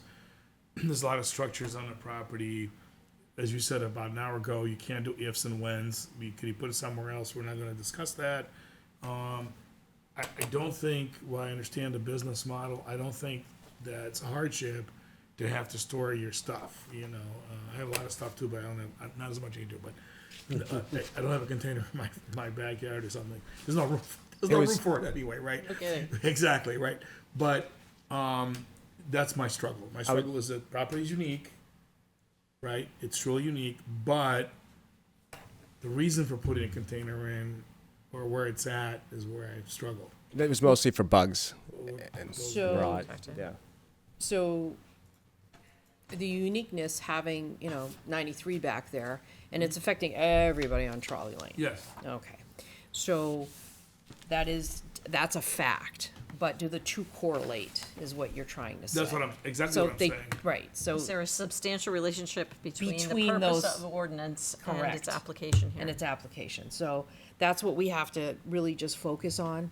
And that's how, when we go through the 5 points of law, that's how you get to where we get to in this variance Well, process. let me say, the purpose of the, so if we believe Nick, which I often do, and not always, but usually, so if it's because such a big one just looks horrible in a residential or an AR1 area, this purpose doesn't necessarily seem to be an obstacle. Right now, because there's a garage there. But I go in and buy this property and I say, I hate this brown garage, I'm gonna knock it down. Now I'm looking at a container. And you take all the trees out because you don't like the trees. So, it's a- I mean, there's because just, there's it's just the variance runs with the the property. so variance runs with this property. So, This I mean, property gets a that's, 40-foot container. so just, you Is the know, variance looking for a 20 by 40-foot structure or a No, 20 no, by no. 40-foot container? container. A container. So how do we define container in the future? And I know we can't do ifs and Well, buts. no, we No, can. we do. We No, have the the whole- container is defined Defined in in our this step. zoning. Well, the reason we need the variance, he needs the variance is, for a special exception, you have to say it's 20 feet or less, and he can't say that. And so if he just came in for the special exception, we'd be home now, I understand that. Yeah, So I now we've got the understand. variance part, and I guess the question is, should we grant a variance for a larger container? And then we can go through the special exception rules. and- So 100 years from now, It still stays. yeah, So, Well, and until they that's just how change the- variances work, right? right? So, and that's what the 5 points of law will flush out for us. I suppose if we set the variance that it needs to stay where it is, then moving it would be a change. And we could probably put a restriction as long as the garage is still there, right? I mean, I'm just Yeah. trying to figure Your out. grasp, yeah, I'm trying to figure out if there's ways to address our concerns. But I don't know, to my knowledge, and Nick, you can correct me if I'm wrong, we cannot do conditions for a use. So we couldn't say, that we would grant this only if the garage stayed up. We can't do that. Because we're going beyond our purview of what we're allowed to do for our rules. So we have to stay focused on the variance, which is, it's a 40-foot container, because he wouldn't come here for, well, he might, if he was doing a building, right? If it didn't, and he was going beyond what was allowed for setbacks and so on for a building size, he might be here. But it's not a building, it's a container, 40 feet long, May I add one more where we thing? only allow 20, okay? So we have to go through the 5, this is why container we, defined? yes. What's the definition? Do we It- know? I just had it pulled Sorry. out. But it You is, just- it goes 10 by 20 feet. Okay, so it's just That's it. Yeah. basically a box. Yeah. Okay. May I add one more thing too? So that's what we have to, Yeah, if you look at, do you have the? my ordinances? 2022. Sorry? Do you have the ordinances? too? Not with me. Okay. Okay, I do. Is your 2022? Is yours 2022? I trust Suzanne Yeah, it has the is. most recent. That's what you're- But I just looked it up over here. Use of portable storage is allowed in commercial districts under the following conditions. We're at 1A, in an AR district. By special exception, a portable storage structure should be no larger than 10 feet wide, 20 feet long, and 10 feet high. So even if he had a 10 by 20, he still had to get an exception. He did a would. special It's kind of hard to exception. hear you because He would. Yeah, that's what I. Yes. Yeah, that's what I thought. But containers are allowed now. With a special exception. Pardon? The containers are allowed now. You mean by law? No, that 400 thing doesn't apply to containers. The thing you told us earlier is not. No. No, though, that's for an accessory accessory structure. Oh, yeah, what do you This is mean? not considered a Really not structure. outdoors. Yeah, This is no. commercial equipment. And that doesn't go into effect until July 1st next year, correct? Right. Well, no, that one did. That's the, Oh, that should was- put that one in That there. one did. That's It's different. getting it's not what punchy. you're thinking. That's a shame. We're getting punchy. All right. May I have one more Let's go thing? and see how the vote goes. All right, so He just wants to save, so the public portion is closed, Oh, okay. okay? I will I'll allow it to be reopened. What do you have for us? I did notice too in this property, I'm surrounded by wetlands, which is why it's so buggy and crazy. If I tried to build a structure to the left where I originally thought, the issue I feel is that it's always flooding there and the water shelf is so low that putting a structure in that would be like, I'd have to fill it and do a lot more than necessary. It's also very rocky because when we tried to put the ground rods in, my property didn't have them installed correctly, so the electrical panel wasn't built to code.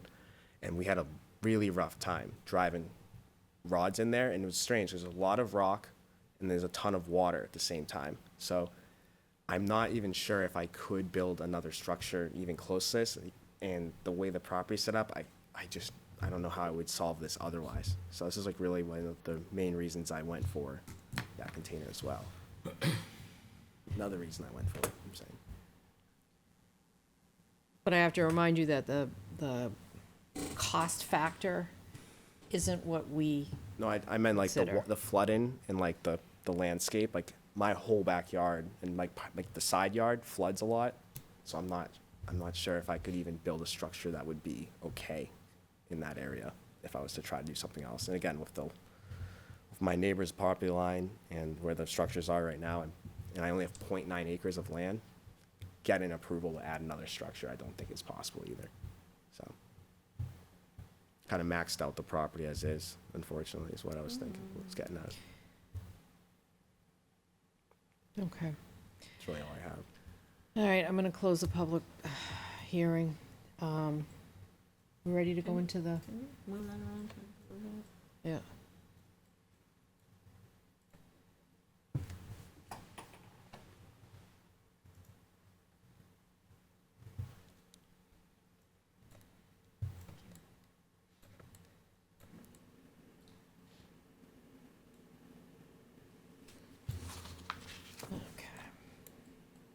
All right, we're gonna go through the 5 points of law. Okay, granting the variance would or would not be contrary to the public interest because I would say, would not be contrary because it doesn't alter the character of the neighborhood. I would agree with that. I do agree with that. I disagree. I'll agree. Okay, Suzanne disagrees. Suzanne disagrees. I said, does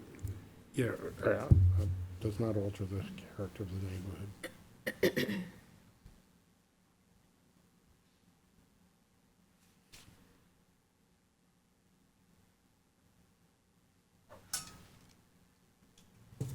Granting the variance would or would not do substantial justice because. Wait, did we skip two? Yeah, you did. The spirit of the ordinance is observed. Oh, yeah, I wrote on the wrong line. The spirit of the ordinance would or would not be observed because. I would say it is observed just because it doesn't impact the welfare and safety of the community or neighbors. I agree with In that. that respect. I agree with that. I I agree. agree. I agree with that.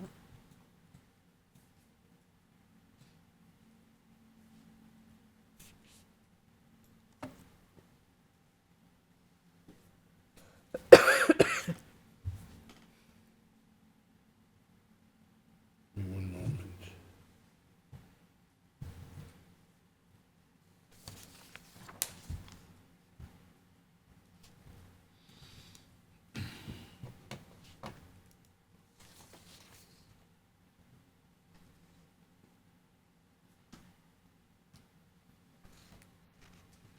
Granting the variance would or would not do substantial justice because. I would say it would.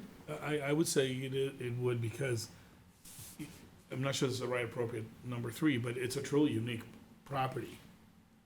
And, I mean, truly unique in its relation to its neighbors, the highway, and also other issues such as wetlands and other geographic elements. And I would say the applicant's loss would be greater than any gain to the public. I would agree with I that. would agree with that. I'm sorry, I always get confused on what number 3 is exactly. That's okay. Does everyone agree with that? I agree Yes, with that, I agree yes. with that. Okay. For the following reasons, the values of the surrounding properties would or would not be diminished. I don't think the surrounding properties would be diminished. I don't either. Yeah, I don't think they'll be No. diminished. Not down in there. I don't know. I mean, that, and again, we have no evidence, it wasn't presented, so. Did you have a, Being backed up against 93, I yeah, don't think they'd be diminished. so Suzanne, you let me know where you, but I would agree. Mr. Rob, he might enjoy that. I'm going to say it could be, so I'm going to say no. Okay. Yeah, I do have this, I just got. Oh, confused do on you? number Okay. 3. I just got confused on number 3, I always get confused on that one. You can give it to John, because maybe John would need I it. have it, I have Wonderful, it. thank you very much. You're welcome. Public leverage. It's a handy, just focus, keeps you right, focused in. I want one too. Okay. And I never got one. Oh, I'll make more copies. I'm I'll not give sure you what all we're doing, copies. but I'm very excited. Okay, number Four. 4, yeah. We're number 5 now. We're on right? 5. We're Owing, on 5, okay, sorry. owing to special conditions of the property that distinguish it from other properties in the area, denial of the variance would result in an unnecessary hardship because there is or is not a fair and substantial relationship between the general public purpose of the ordinance provision and the specific application of that provision to the property because. So what I said for number 3 applies to this. So you're saying, But you gotta go further than that. So I will agree that the property is unique, but once you determine that it is unique, is there a fair and substantial relationship between the general public purpose of the ordinance? Well, the ordinance is that we don't have, That's correct. yeah, so I'm going to say that there is a relationship between, so is this being against it, just so Correct. everyone knows? yes, I agree, you're also against, yes, okay. because of the relationship I'm gonna, with the ordinance. yeah, I'm gonna agree as well. Yeah, I agree with that. I'm going to disagree. Okay. And then is it a reasonable one? So even, Susan, help me write that, even though the property is unique in some respects, it doesn't, There is a,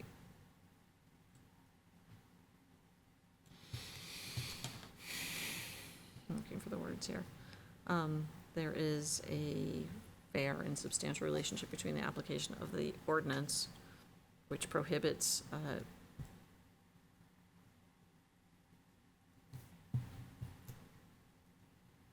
storage container of that size. It's almost double in length what the ordinance allows in a residential neighborhood. Friends of situation from the application of the ordinance.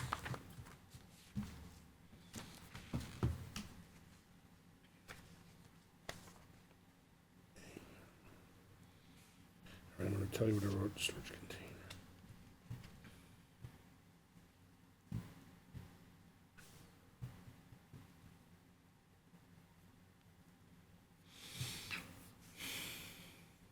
Even though the property is unique in some respects, there's a fair. So, before you do that one, so just for the record, we have 4 that there is, and we have 1 that is not, That's correct? correct. So Lisa is not, Mitch, is, Yep. Suzanne is, I'm is, and so isn't Rob. Okay, Right. thank you. So even though the property is unique in some respects, there's a fair and substantial relationship between the application of the ordinance and placing a storage container that is twice as large as what is allowed, but I'm trying to think.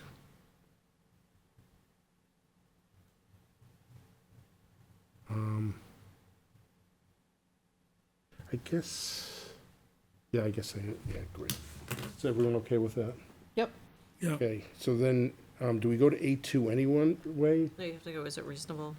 is the proposed use is a reasonable one because I would agree. I mean, storage is a reasonable use. But at that size, is it reasonable? That size is not reasonable. That size is not reasonable by our zoning code. It says only a 20-foot. But this is a residential neighborhood, so Right. is it reasonable in a residential Then neighborhood? I would say, well, okay, I would say not.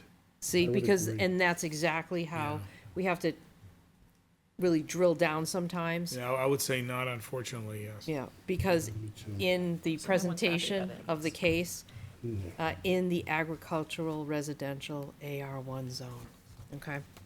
Sort of helps us, because this is what we do, right? No, I would This is agree. hard. It is I'm down on reasonable that for one. storage, but the size is not In an reasonable. AR1, Correct, yeah. in an AR1. Okay. are you saying it's reasonable or is it not? Yeah, it's never easy. It's not easy. I mean, to my mind, being butted up against I-93. And you get, that's your take on, we all, that's why the zoning, all of us have different experiences, and this is what makes it best, because not all of us see the same, Yeah. point of view. So there's no right or wrong here, we just follow our regs and then we vote, so it's okay. Hold on. Yep. So what do you want to vote, Lisa? So, I think we should allow it. Okay, so you are for. She says it's a reasonable use. It is a reasonable use. It is a reasonable use, in Okay, my opinion. Mitch, it's not reasonable? Correct. Suzanne, not reasonable? I'm not reasonable, and Rob, not reasonable, okay? And the last part? That's the last part. That was. No, then you should go to B. Oh, right, because B, if the criteria in A are not established, an unnecessary hardship will be deemed to exist only if, owing to special conditions of the property cannot be reasonably used in conformance with the ordinance, and a variance is necessary to enable a reasonable use of it. It wouldn't usually go to B, but you're right. So the property can be reasonably used? It can. It has to be no reasonable use, so. Correct. So it can be reasonably used without having a 40-foot storage container. The property can still be used. That's the second part of this. So. I would agree. I agree. I agree. I agree. Okay. Okay. You agree as well, you said? Yes. Okay, I don't know how that works out in her vote. Me either. I was looking to you to help, but, all right.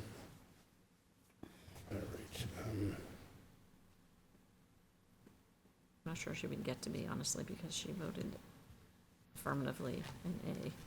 I think that's actually how it works, Right. but,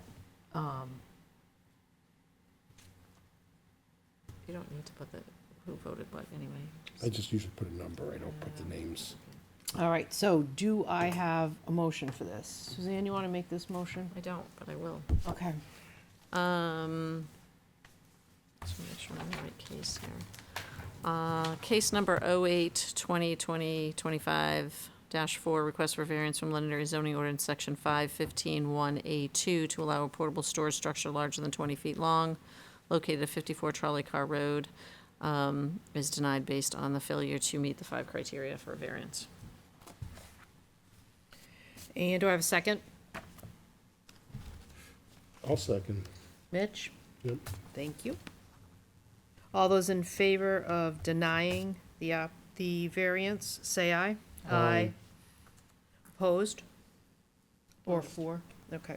You don't know if she can be so good. Yeah, I think that her vote doesn't go to B, so she's okay, so that would be fine. Okay. Yeah. So it's, Fair enough. That's a good point. Okay. So, case number 08-2020-24-4, request for variance from Londonderry zoning ordinance section 515-1A2 to allow a portable storage structure larger than 20 feet at 54 Trolley Car Road, has been denied. okay, so your second case for a special exception for a container, would you like to withdraw that now? Because you could always come back if, say you got a 20-foot storage container instead. I think the facts would be sufficient enough that he wouldn't need to. Okay, so,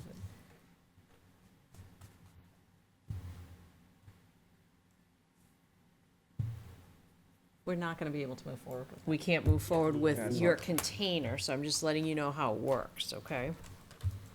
All right, so Hmm. would you like to, we Yeah. have to withdraw, case number 820 Yeah, I'll withdraw. 2025 for a special exception for a container.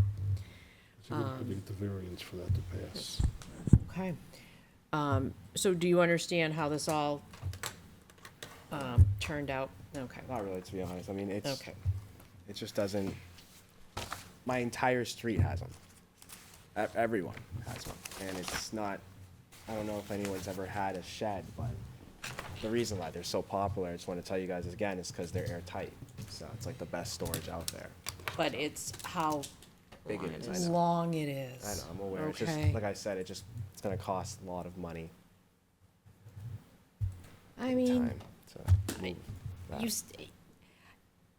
you spoke so well with your presentation. Something tells me you're gonna cut it to the 20 feet and you're gonna put some back doors on it. And then you're gonna be back here for a special exception for a 20-footer. That's all I'm saying. Yeah. You just, you're very, you're very intuitive and you solve problems, so. Yeah. I have a question for you, if that's all right. No, because the case Okay. is done, yeah.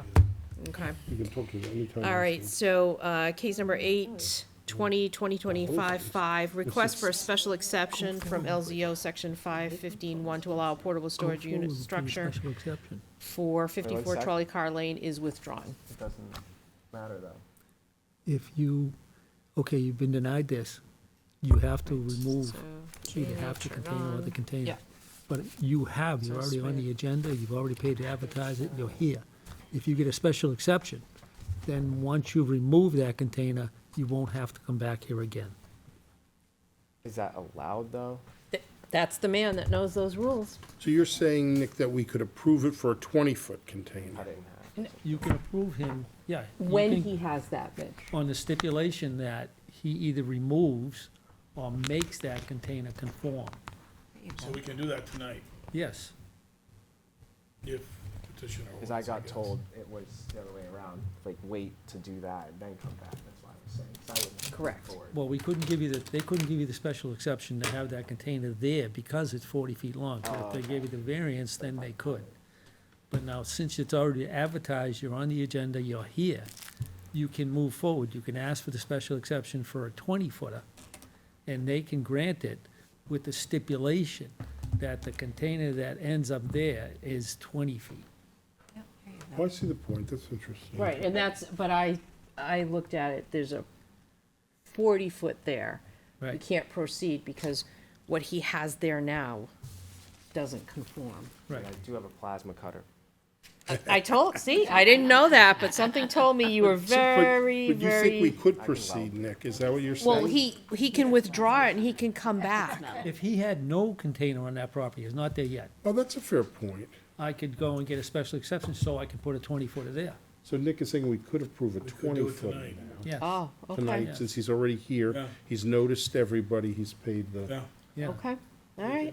make that a condition. So I will withdraw the withdrawn for case number 8/20/25-5. Sir, would you like to continue with your Yes. second request? All right.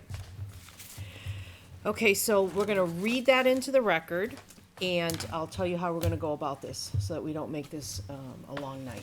Can I just ask this question, Nick, has this been done before? Well, he's saying if he came with no storage container, he I'm could get a just- special exception. So he doesn't have a 20-foot there at the moment, but we could approve a 20-foot there. And if a 20-foot doesn't arrive there, it's, there is no variance for the What's the 40. time frame for that? We have to decide that. Right. Does the special exception have a time frame? We decide that. Okay. I'm good. All right, And it's so. not an additional container. No. No, No, it's no, a no, Well, no. it One could be, A you could container. move that one No. out and bring the 21 in, One but 10 I by It has to 20. be 20 feet. Right. Yeah, Okay, I think so- there's some sense to that. I get it. I can, So let's read that into the record. Okay. Case number 08-20-2025-5, request for special exception from Londonderry zoning ordinance 515-1 to allow a portable storage structure in the AR1 zoning district. This parcel is located 54 Trolley Car Road in the agricultural residential zone, map 10, lot 26-0. Okay. Special exception is. We have a special exception form. We do have a special exception. Too, but I moved. What number is this? 5, right? This is, yeah. For me, we'd be waiting an hour. No, here we are. Sorry.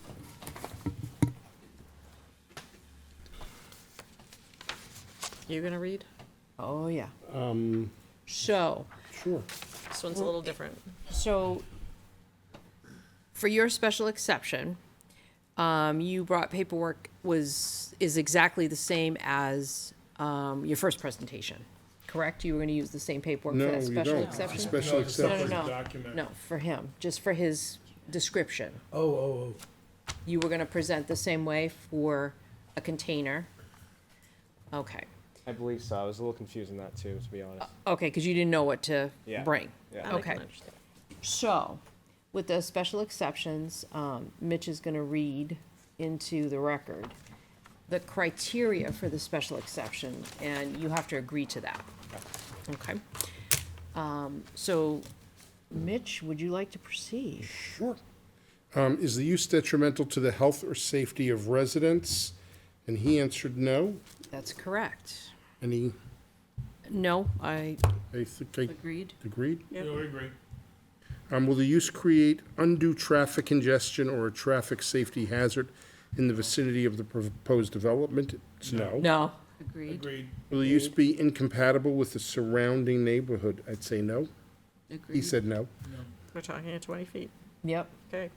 Will the use be detriment to the property values in the vicinity of the proposed development with consideration given to the location or scale of building structures, parking areas, or other access ways? He answered no. Okay, and I agree. Did everyone agree? I agree. Will a nuisance be created by such use by way of emissions of odors, smoke, gas, dust, noise, glare, heat vibration, or other pollutants, or the unsightly odor storage of equipment, vehicles, or other materials? The answer was no, so I agree. Agree. Sounds like 93 behind him. We'll Sorry. do all those things. Will the use create a hazard to the public or adjacent property on account of potential fire, explosion, or release of toxic materials? He said no. I agree. Agree. Will the use result in the degradation of existing surface and groundwater quality standards or have adverse effects on the natural functions of wetlands on the site, which would result in the loss of significant habitat or flood control protection? He said no. I agree. Agree. Agree. Will there be more than one portable structure per property? He said no. I agree. Okay, agree. And then will the portable storage structure be larger than 10 feet wide, 20 feet long, and 10 feet high? That would be a Now, no. he wrote 40 feet long. Right. He wrote yes and 40 feet long, but it should be no. Right. So if this were no, then we could move forward. Would you? So I will bring it back to you. Would you like to amend the special exception form that you filled out? Yes. So Mitch, will you please read that? Sure. And list what number is it on the special? Number 9. Number 9. He will read back number 9, and you will have to answer, and we will amend what you have given us. Okay. Number 9. Which is, go ahead. Will the portable Okay, sorry. You read it. He's My gonna bad. read. I'll read it. Will the portable storage structure be larger than 10 feet wide, 20 feet long, and 10 feet high? No. Okay. And then will the portable storage structure be located to the side or rear of the principal structure on the property? Hopefully, he said yes, and so the answer is yes. I would agree. I agree. 11, will the portable storage structure be set back a minimum of 15 feet from any side or rear lot lines and 40 feet from any property line? He said yes. I have no reason not to agree. I agree. Yep. Will the portable structure So be, we're gonna have to go back out to. number 12, will the storable structure be set back a minimum of 5 feet from the nearest wall of a building? And you said yes. Do we know that that's, well, you can do that. Yeah, as I moved it before, I can move it again. You got it. So the answer is yes. Thank you. Will a portable storage structure be placed on paved concrete, other appropriate impervious surface, or placed on blocks? The answer was given as yes. Agree, yep, as presented, yep. If applicable, will adequate and appropriate facilities be provided for the intended use? He said yes. I agree. I agree. If applicable, will all necessary state and federal permits be obtained? He said yes. I agree. And will the length of time of what is the length of time the portable storage structure will remain on the property? And the zoning board may approve or limit the length of time that the portable unit may remain on the property. What was the answer on the He applicant? did not give There an was no answer. So you want to go back out? Okay. Well, due to the Sure. variance, I'm it gonna would be take it permanent, back out right? to you. For the length of time, you left that not filled out. The variance would be permanent, that's why, That's not a variance. yeah, I know, but if it was approved first, right? That's why I was confused on that one too, so. What would the appropriate answer be for that?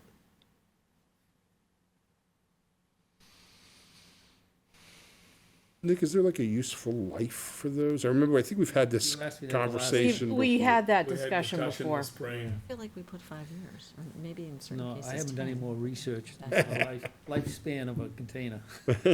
Yeah, we said 5 years, we threw out 10. Yeah. We don't know. I think you ended at like 20 on the last. We might have the last time. I think we did, yeah. If it's in good We either shape, did it 5 will or last a 10. long time. It's I just mean- that you'd have to come back. Yeah. You just want to make sure that the property, the container is still operational. That was the only intent, and our zoning regulations doesn't give us guidance on that, so, I'm comfortable with 10. I'm comfortable with 10. I'm comfortable with 10. I mean, people are building houses out of those that are going to last 30, 40 years, but 10 seems So reasonable. 10 years allows someone to say, hey, that's rusting out, you gotta do something. 10 seems reasonable. Okay. The discussion with you, Nick, before was becoming an eyesore Yeah. because of rust out and all that, but I'd support 10. Okay, I'm good with 10. I put 10 years. Okay. Are there any conditions? If yes, please state the conditions. I don't know of any. I have no conditions. There's no conditions, it's going to be 10 by 20, it'll be, 20 feet. So. And the height, we're assuming is 10 forming? Yes. Yep. Yeah, Yep. So does somebody want to so, make? no a conditions, motion? really. Okay, do I have a motion? Excuse me? Yes. You did, you were talking about maybe putting a time limit on when he would. Oh, yeah, bring it that's into right. The conformance. condition would be. Oh, for This storage container, the 40-footer, right? No, that's a new one. Like you can, yeah. so long as it's placed within, It's going to be the same. Well, one, within it's just 5 gonna be feet away shorter. from the current structure. What? Yeah, but how long, he has Oh, to yeah. get it, to get Is it there to any 200 deadline? feet. How long guess he I would could ask, Get the new storage container on, like, No. Yes, that's what Nick wants us to do. So, all right, I'm gonna take it back out to the applicant. So, is 1 month unreasonable to modify this? So that you can conform with this special exception? Is 2 months more reasonable? I would say 2 months to 3 would be more reasonable, as I do have to take everything out, relocate those things, and do it right, so I'd have to. I will empty give it. you 3 months. Is 3 months? Yes. Okay. Got to do it before the months is snow flies. reasonable. We gotta do it before the snow flies, Yeah, you know? of course. So we're in August, September, October, November. How about no later than December 31st? ooh, Thank you. All right, that works. is I would everyone agree okay with with that. that? Yeah, I'm fine with that. I mean, Okay. I think 3 to 4 months is reasonable. Okay, all right, December you go. 31st, 2095. 25. Nick will be out there. I doubt it. New Year's. New Year's Eve. Plan on Nick being at your house on New Year's Eve. All right, so does anyone want to make a motion? Oh, we never got to the motion? Yeah, would someone like to make a motion? I'll make a Motions. motion, I Nice to guess, make a bad like a motion. motion that, Isn't that nice? case 08-20-2025-5, request for special exception from LZO section 5.1.5.1 to allow a portable storage structure in the AR1 zoning district, be approved with the conditions that the current 40-foot unit is removed or modified within 4 months? No, December 31st. By December 31st, 2025. 2025. And what was the other, there was one more condition, wasn't there? That was the The only 10 condition. years, I think it's not even considered a condition. Right. It's It was- just, it was- well, it's the I time think the 10 limit. years is The a time limit. condition. It's in the item. It's Well, in the- well, the it's other in the one was. special exception. Well, the I other don't one know was if the it's 10 years. you don't? I must sign that one then. So, Madam Chair, but the other one was the Yes, 10 you- years on number 16, Yeah, she does. right? Yep. There's an Because this expiration special exception form is a little unique. date. Not a condition, I guess you're right. It's more filling in number 16. yeah. It's on- it's on exactly that, yeah. So anyway, so I guess so there is no condition because it will comply anyway with the container size, so. Okay, do I have a second? I'll second. Okay, all those in favor? Aye. Opposed? In case number 08-20-2025-5, request for special exception from Londonderry zoning ordinance section 515-1 to allow a portable storage structure in the AR zoning district at 54 Trolley Car Road has been approved. I appreciate that. 5-2-0. Thank you. I get to cut Have it a in good half now. night. That'll be fun. Zero me. We voted to Oh. approve it. You really have a plasma I was cutter? like, I can't I have a plasma 520. cutter, a welder. He has that. That guy, You're a that god. spark, You're a god, that spark man. in his eye, I knew he had something. I want to come over and watch this. You should go help. Just take it piece by piece, you know? You should Get Rob's address so he can help. Right. Hey, Okay, I would. now I got it. I made a mess of What that else do we one. need tonight? I'm a disaster area. Communications. We still have something else, We right? do. We have a Yeah, we request gotta for a rehearing. clarify right now, once I get this signed.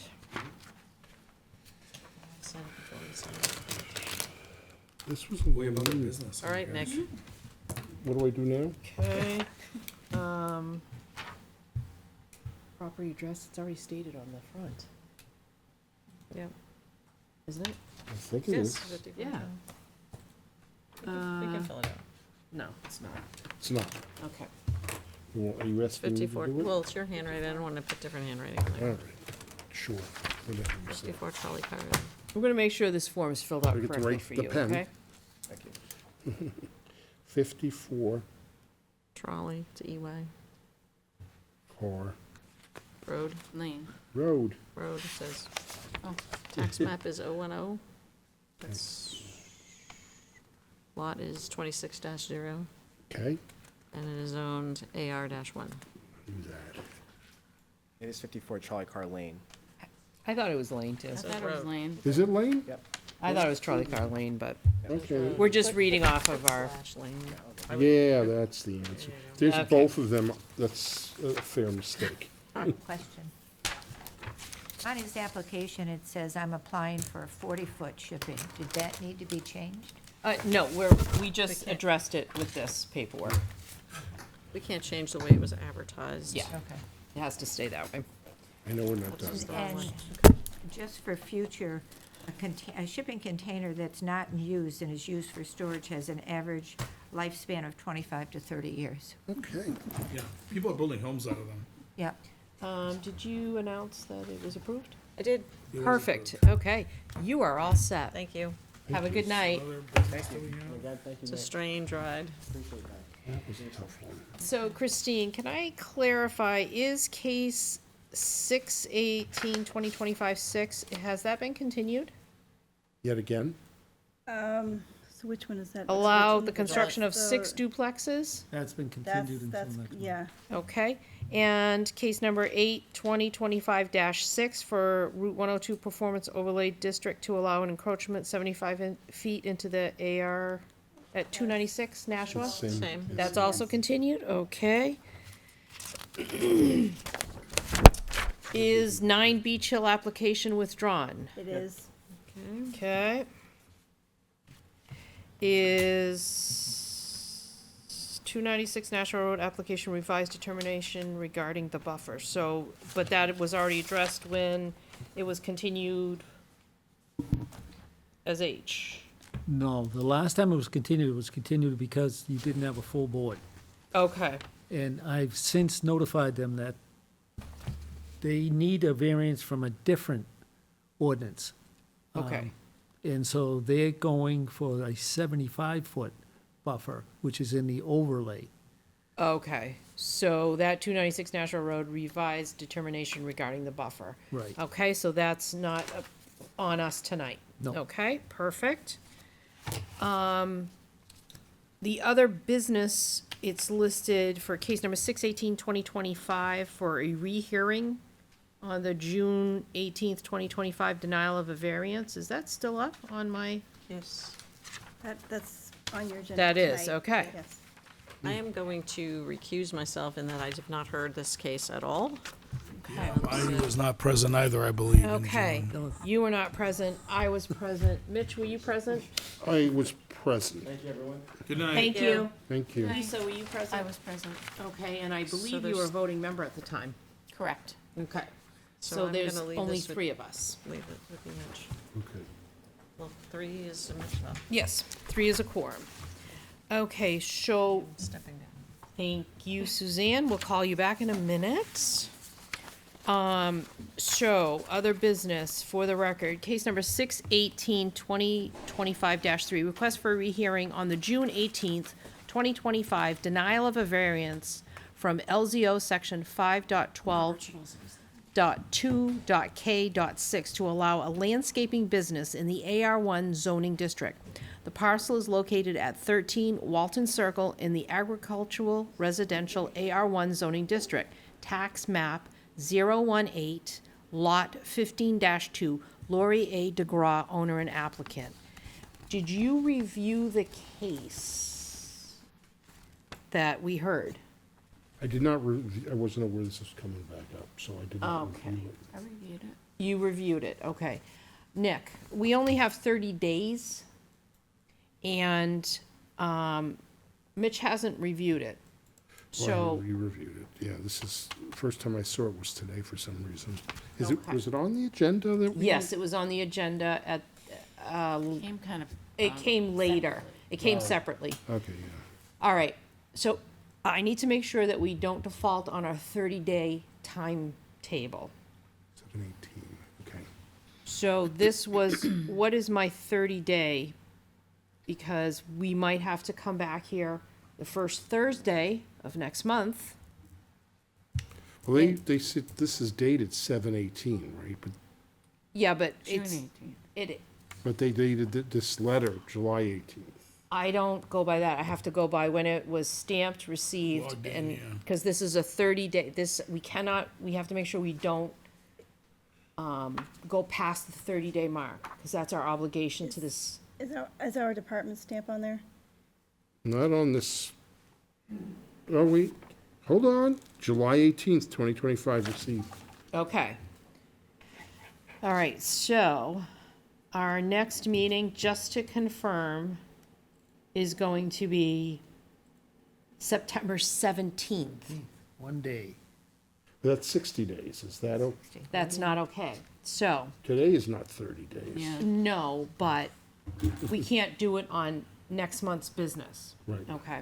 So we have a provision, if we have to come back, it has to be the first Thursday of the following month. I'm out of town, so I won't be here for that What is the one. date on that? September 4th. I'll be in Yellowstone. Oh, have fun. Thank you. I'm sorry. September Are you 4th. doing a motion for rehearing? It's a request for a rehearing? Yes, So all you're deciding is whether you're going to hear the request for rehearing or not? but they haven't reviewed. They don't know what we're talking about. Does the applicant need to be here? No. Okay. And in fact, you don't take any, We don't take any new testimony, so, it has to be based on. So for the record, just motion for a rehearing and the guidelines for. Can you give this to Lisa? Thank you. You're welcome. I am here on the 4th. Thank you. So the guidelines for this, you have to make sure For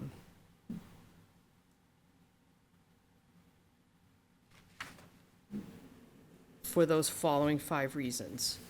So, I reviewed the case.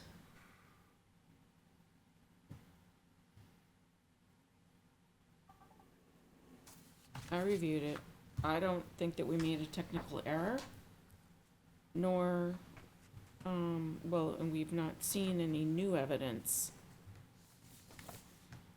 I've not seen any new evidence. So, Mitch, what do you have in that folder that the town stamped? Let's see. Oh, it's the decision that we made. I don't even know if we approved minutes for that meeting, but it's the typed up decision. Okay, so, all right, now we have another anomaly here. If we haven't approved the minutes from the June I don't know. 2025 meeting, which this was part of that June 18th, 2025. So, we're gonna have to, so, and I got 2 problems here. We gotta have the meeting, approve the meeting notes. Which should have been the first item on the agenda tonight, right? I don't know if we had enough We people had, from the it was meeting. July's. We're in August. So Oh, we did July. that This was is June. June. I'm sorry. There was Okay. an issue with not enough people that were there in June being here to approve it, I believe. So, and then having said that, the next is we have a 30-day window. And we have to make sure that we review what we decided, and we have to stick by the 5 points of law there. Because it talks about them having a 30-day window It to is a file. It's a So 30-day. is that under RSA 677? Yes, it is. 30-day window from when? So they From filed when on was it? 7/18. It made it for this agenda, for tonight's agenda, but we have not approved the minutes. And you're not gonna be able to come back, Not on the 4th. not on the 4th, because you're not here. I don't know of a provision, can we have this room on the 3rd? I'm gone the 31st. Oh, you're gone the 31st, okay. So that's not gonna work. Unless we want to grant the rehearing and hear it. It's not, well, I mean, I could come back anytime before then, but, okay, so let me go back to that point. A rehearing, because it's only one bite of the apple, a rehearing has to occur because there is new and Let me read what they- new, right, there's new information that was not available at the time of the first hearing that could have influenced the impact of the vote that is beyond the applicant's ability, and they discover that, they can come back and ask for a rehearing. Or if a technical error has been made and we determine that we've made a technical error, we can allow a rehearing. And then allow new evidence that, so all this criteria for a rehearing we have to maintain that integrity for the rehearing process, okay? So I have a couple of problems. There's only gonna be 2 of us here. I have a question for you. Yeah. Do you have to decide this on a meeting, or can you have a private meeting to determine that? Like, could you have a meeting tomorrow or Monday? I think it has to be in the public. It has to be public? It's suggested that it is public. Well, it says the board must meet to consider the motion, act to grant or deny it. This is a public meeting, but not necessarily a public hearing. I don't know what the distinction is. Correct. So that's why, okay. If, see. do we know if this room is available tomorrow night? I don't think so. I think the master plan. We have is master very plan clean. committee, and I'm actually. What time on do at they start? 6 to 8. Yeah. So, I'm just posing this for the 3 that were here for this. Could you possibly review this tomorrow, come back, or tonight, whatever, and come back for 5 tomorrow to have an official meeting? on what you discovered. What If would we review if we don't have minutes? You have the minutes. I don't think the minutes were ever approved. Were they published? You don't have them. If you have them, then you could approve them. Who has them? so Okay, so she Yeah. can, Kristen's right here, yeah. okay, so. Come up the stairs. Yeah, but I don't know as far as like posting a public meeting, if that would meet the timelines for that. Notice. Like, Probably not 24, enough 48 notice. hours. We're postponing till tomorrow and have the meeting. I'm sorry? Could you put your hands on those minutes? I probably have them here. What were you saying, Suzanne? Yeah, approve the minutes. Yeah, she may be able to produce them now, so you can approve them now. Do we have enough people who were at the June meeting to approve them? Was that the June? I don't think I was at the June. I know I was at every meeting this year. I heard that case, so, and it's So we have marked enough that it's a people there. June. And I believe you were here too, Lisa, because that was, yeah. So we have enough.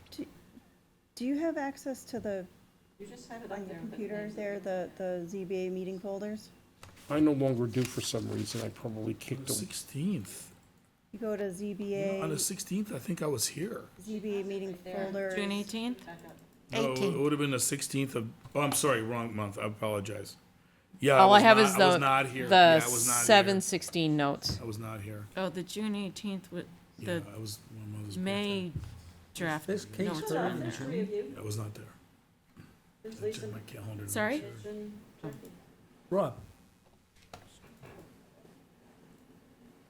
Rob, was this case heard in June? I wasn't here in June. I was out of town. You were here for this case. I was? You were. The minutes that I was not, or is that the wrong month? So, I'm in the file and I don't have minutes for the June. I mean, my I calendar have says I was in Chicago. So, There's been a suggestion. You're the minutes or the agenda? If I may, The minutes. Madam Chair. Draft minutes. Oh, wait a minute, I'm in the June, I gotta go into Gotta the go to the July July. folder for the Hello? June minutes. Yeah, July. I I'm in the was wrong gone month, for 5 hold days. on. That's okay. Jeez. If I may, Madam Chair. Yes. Make a suggestion that you review the minutes and approve them, and then maybe you take a brief recess and review That would be the case wonderful. and Okay, rule on it so this in evening. our case files, if you go to I the can't go June. in. For some reason, I'm disconnected. Do you want to I can move to someone. pop into my chair? Go into my chair, too. Can look at Suzanne's chair. Look in You Suzanne's. went on sleep mode, or you just. Do you have it, Rob? You see the minutes? Yeah, no, the minutes, sounds like a better no. Well, I can look it up though. Hang on a minute. So if we figured out whether you were there or not. Those are the July. So go into the July 16, 2025 folder, and then you're gonna see it says Oh, wait, I'm not opening the wrong thing. I apologize. ZBA draft minutes. folders, There you go. 618, yeah, there it is. Okay. Yeah, I knew I would be there. Yep, draft minutes. Here, you can, where are you? Where'd he go? Oh, there he is. That's right. I voted you in, Lisa. Yeah. Oh, that's the May meeting notes. Wait a minute. Well, we should approve So- the main meeting notes. So please, yeah, please review so that we can do Sorry, this that's the May officially. notes. Okay. I'll make a motion to, Hold on, we gotta Oh, I review haven't the read minutes. them. Yeah, I was definitely not. here. I'm just at the beginning.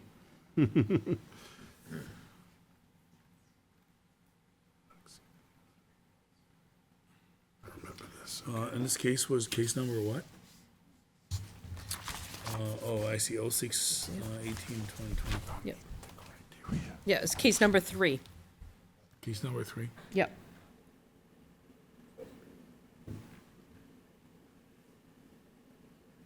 Oh, we had a lot of withdrawals that day. Yeah, 06, 18, 2025, there we go. Oh, no. Wait, this is weird. So I was here for the massage therapy, but That was July. it was continued, that's why, okay, yeah, I was here in July. Never mind. So if you look, it's on line 192, where Brendan reads it into the record because it was originally scheduled for June and it was continued to July.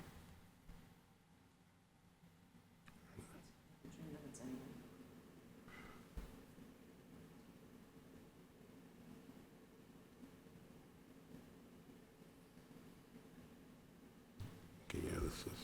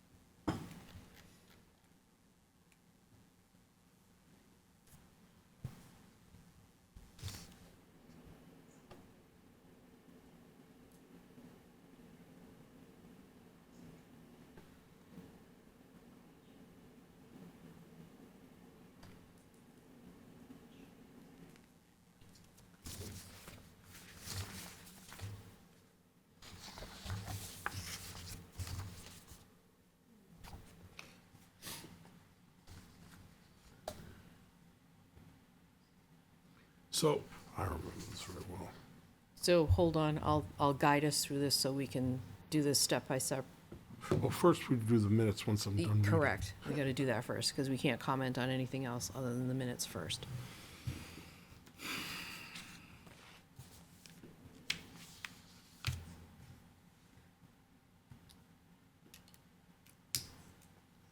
Yeah, okay.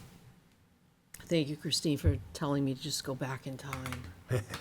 I never go back in Reading the time. minutes is going back in time. It's kind of You know. interesting. I can I- remember. I just didn't even think of that. Yeah, this is the better choice. okay, well, I guess we have to wait until the minutes are approved. Correct. I'm going to stay in this seat so I can refer back to them if need Okay. be. I mean, it's clear why it was denied, I mean. Okay. I can see it. So, I'm okay with the minutes right now. Is anyone else done reading? Almost done, but not quite. I mean, I wasn't there, so I guess I can't vote on the minutes. So who was, I gotta go back and check. Who voted on this? It was me, it was you, it was Brendan, I think. Yeah, but what you're gonna do is you're gonna actually look at the criteria of how we came to that Right. conclusion. I'm gonna go back to that. Perfect. Okay. All right, I've made it through the minutes. Okay. Did you make it through the minutes, Lisa? Yes. Okay. Do I have a motion to accept the minutes from the July 18th, 2025 ZBA meeting? No, it's June. No, it's the June. June I mean, 18th. June 18th. Ugh. Make a it's getting motion. late. It's Jesus getting Christ. late, it's getting really late, June 18th. Do I have a motion to accept the minutes for the June 18th, 2025 meeting? I'll make that motion. Okay, do I have a second? I'll second. Okay, all those in favor? Aye. All those opposed? The others were abstaining, they weren't here. Okay, now that we got the minutes approved, you have gone over the review of the case. I have. You've gone I'm over the gonna review read of the this case. Once quietly, too. Okay, There. Did everyone read their? I have not seen this. Okay, this was, yeah. So this you want to see. I can pass this your way. I was just going to read. It's one pager. I think it might be in that file. I thought I saw it before I stopped having access.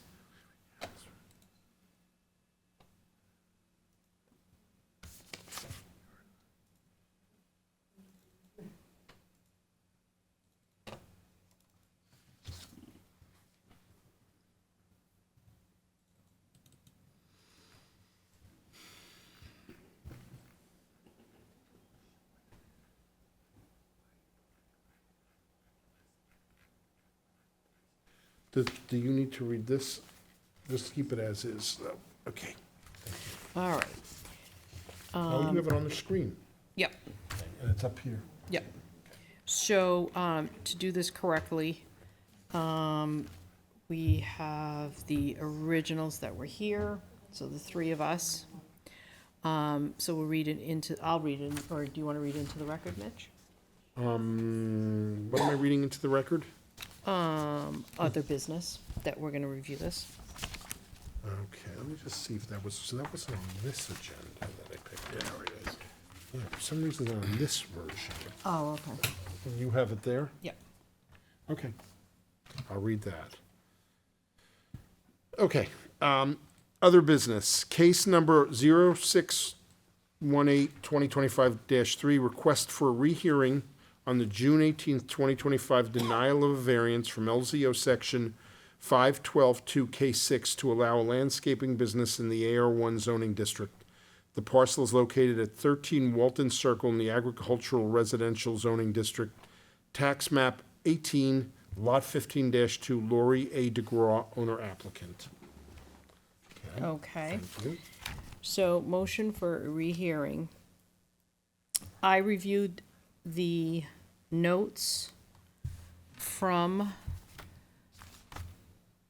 the case 6/18/2025, and I have not found any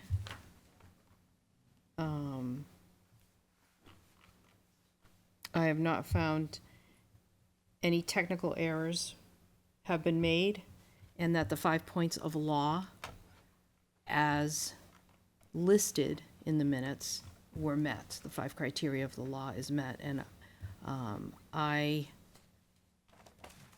will not vote for a motion for a rehearing.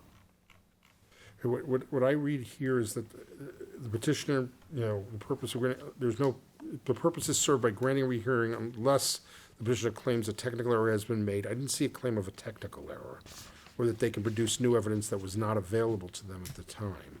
And I see nothing in this letter that produces any new evidence other than they're saying that they sold a truck and they're downsizing.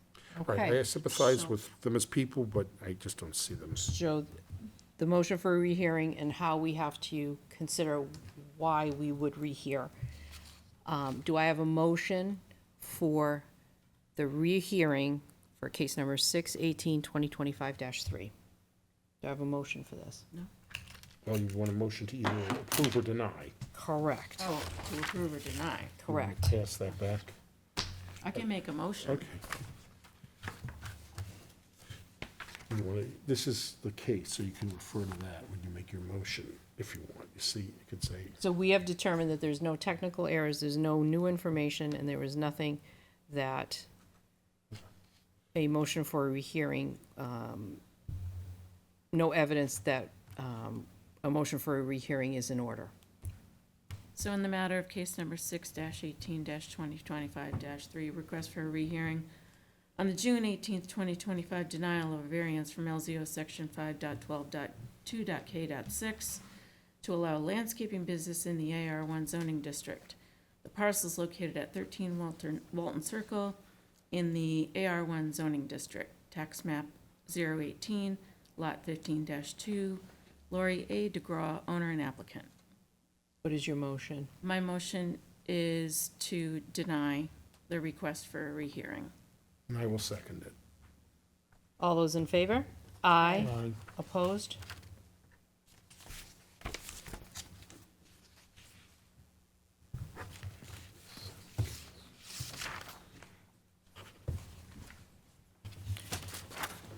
Okay, that is for you. I have one. Do you think you can keep that? if you- There is just one order of business. Oh, this, I I'm think this just- goes with that. Is that, okay. Suzanne, you may come back. That was fun. Okay. One last order of business, just to make sure, all of you, got the notice for the administrative policies and procedures for the ethics policy, so that you could, possibly make any suggestions, just a reminder for that. Okay. And other than that, I don't have any other business. Yes, is there more business? Just a little more. One thing, I need some consensus among you for the potential training dates for the NHMA thing. So I threw- responded. I know, I threw out a bunch of dates and everybody I had haven't even looked at it, so. all over the place, so that was not productive. You're all sitting here. So I can Other do, than Brendan. I can do September. September. September 4th, 11th, and 25th. I can only do the 25th of those. Okay, Hang on a second, 'cause I 25th. did respond to I that won't email. be here on the The 25th of 4th, September. the 4th I can do. I'm out of town the 1st through the 14th. Well, the 31st. Thursdays. What I'm looking for is 3 potential dates that would work for most of you, so that I can call NHMA and say, here's some dates that we would potentially like you to be So here. can we go through those one more time? Because I did respond to you, but the 4th, I don't I'm have a them in front yes. of me. I don't have them in front of me. Oh, I do. You ready? So it was August 28th at 6 PM. Yes. So these are all Thursdays, by the way. September 4th at 6. September 11th at 6. Now, Wednesday, September 17th at 5 PM prior to our 7 o'clock meeting. I could do that. Could do that? Be like at 5, 6 o'clock, 5:30. Yeah, don't do it before 5:30 because we have to come from work. I know, but if you're trying to get this. How long is train, hour and a half, 2 hours, depends on. It's usually how many- 2 hours. It's It's actually usually a quite strong. What was the No, it's date great. again? I'm away for those first 2 weeks of September. And then September 25th. I could But do we that might as not well. get, we might not get everybody. September 25th. 25th.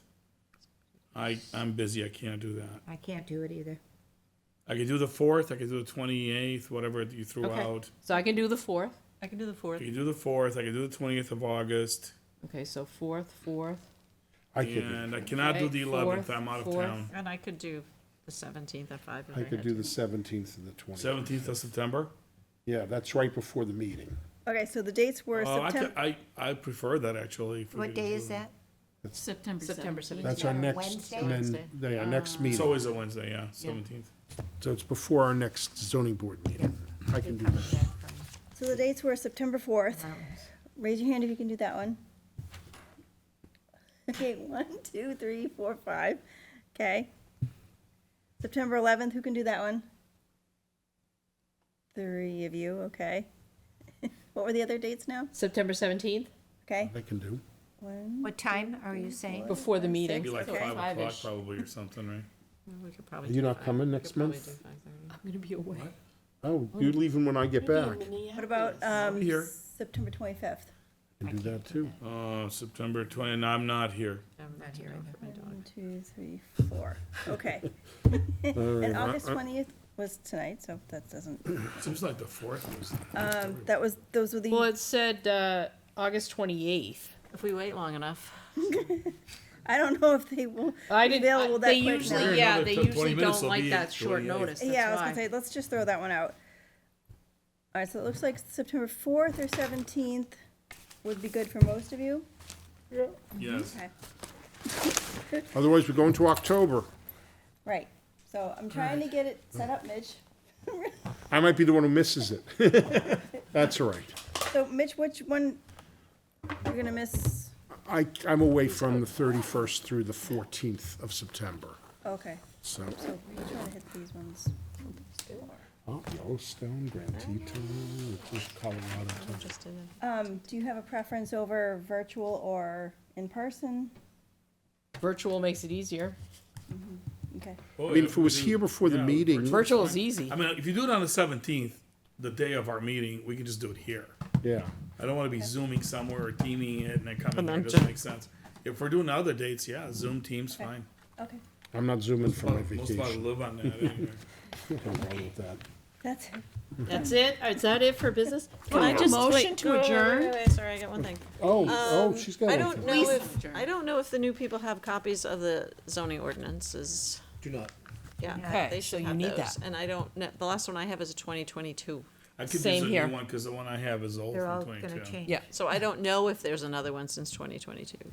There were I want to changes say that were there's made. 2023.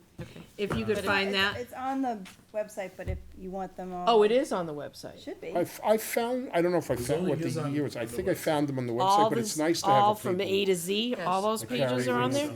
All right.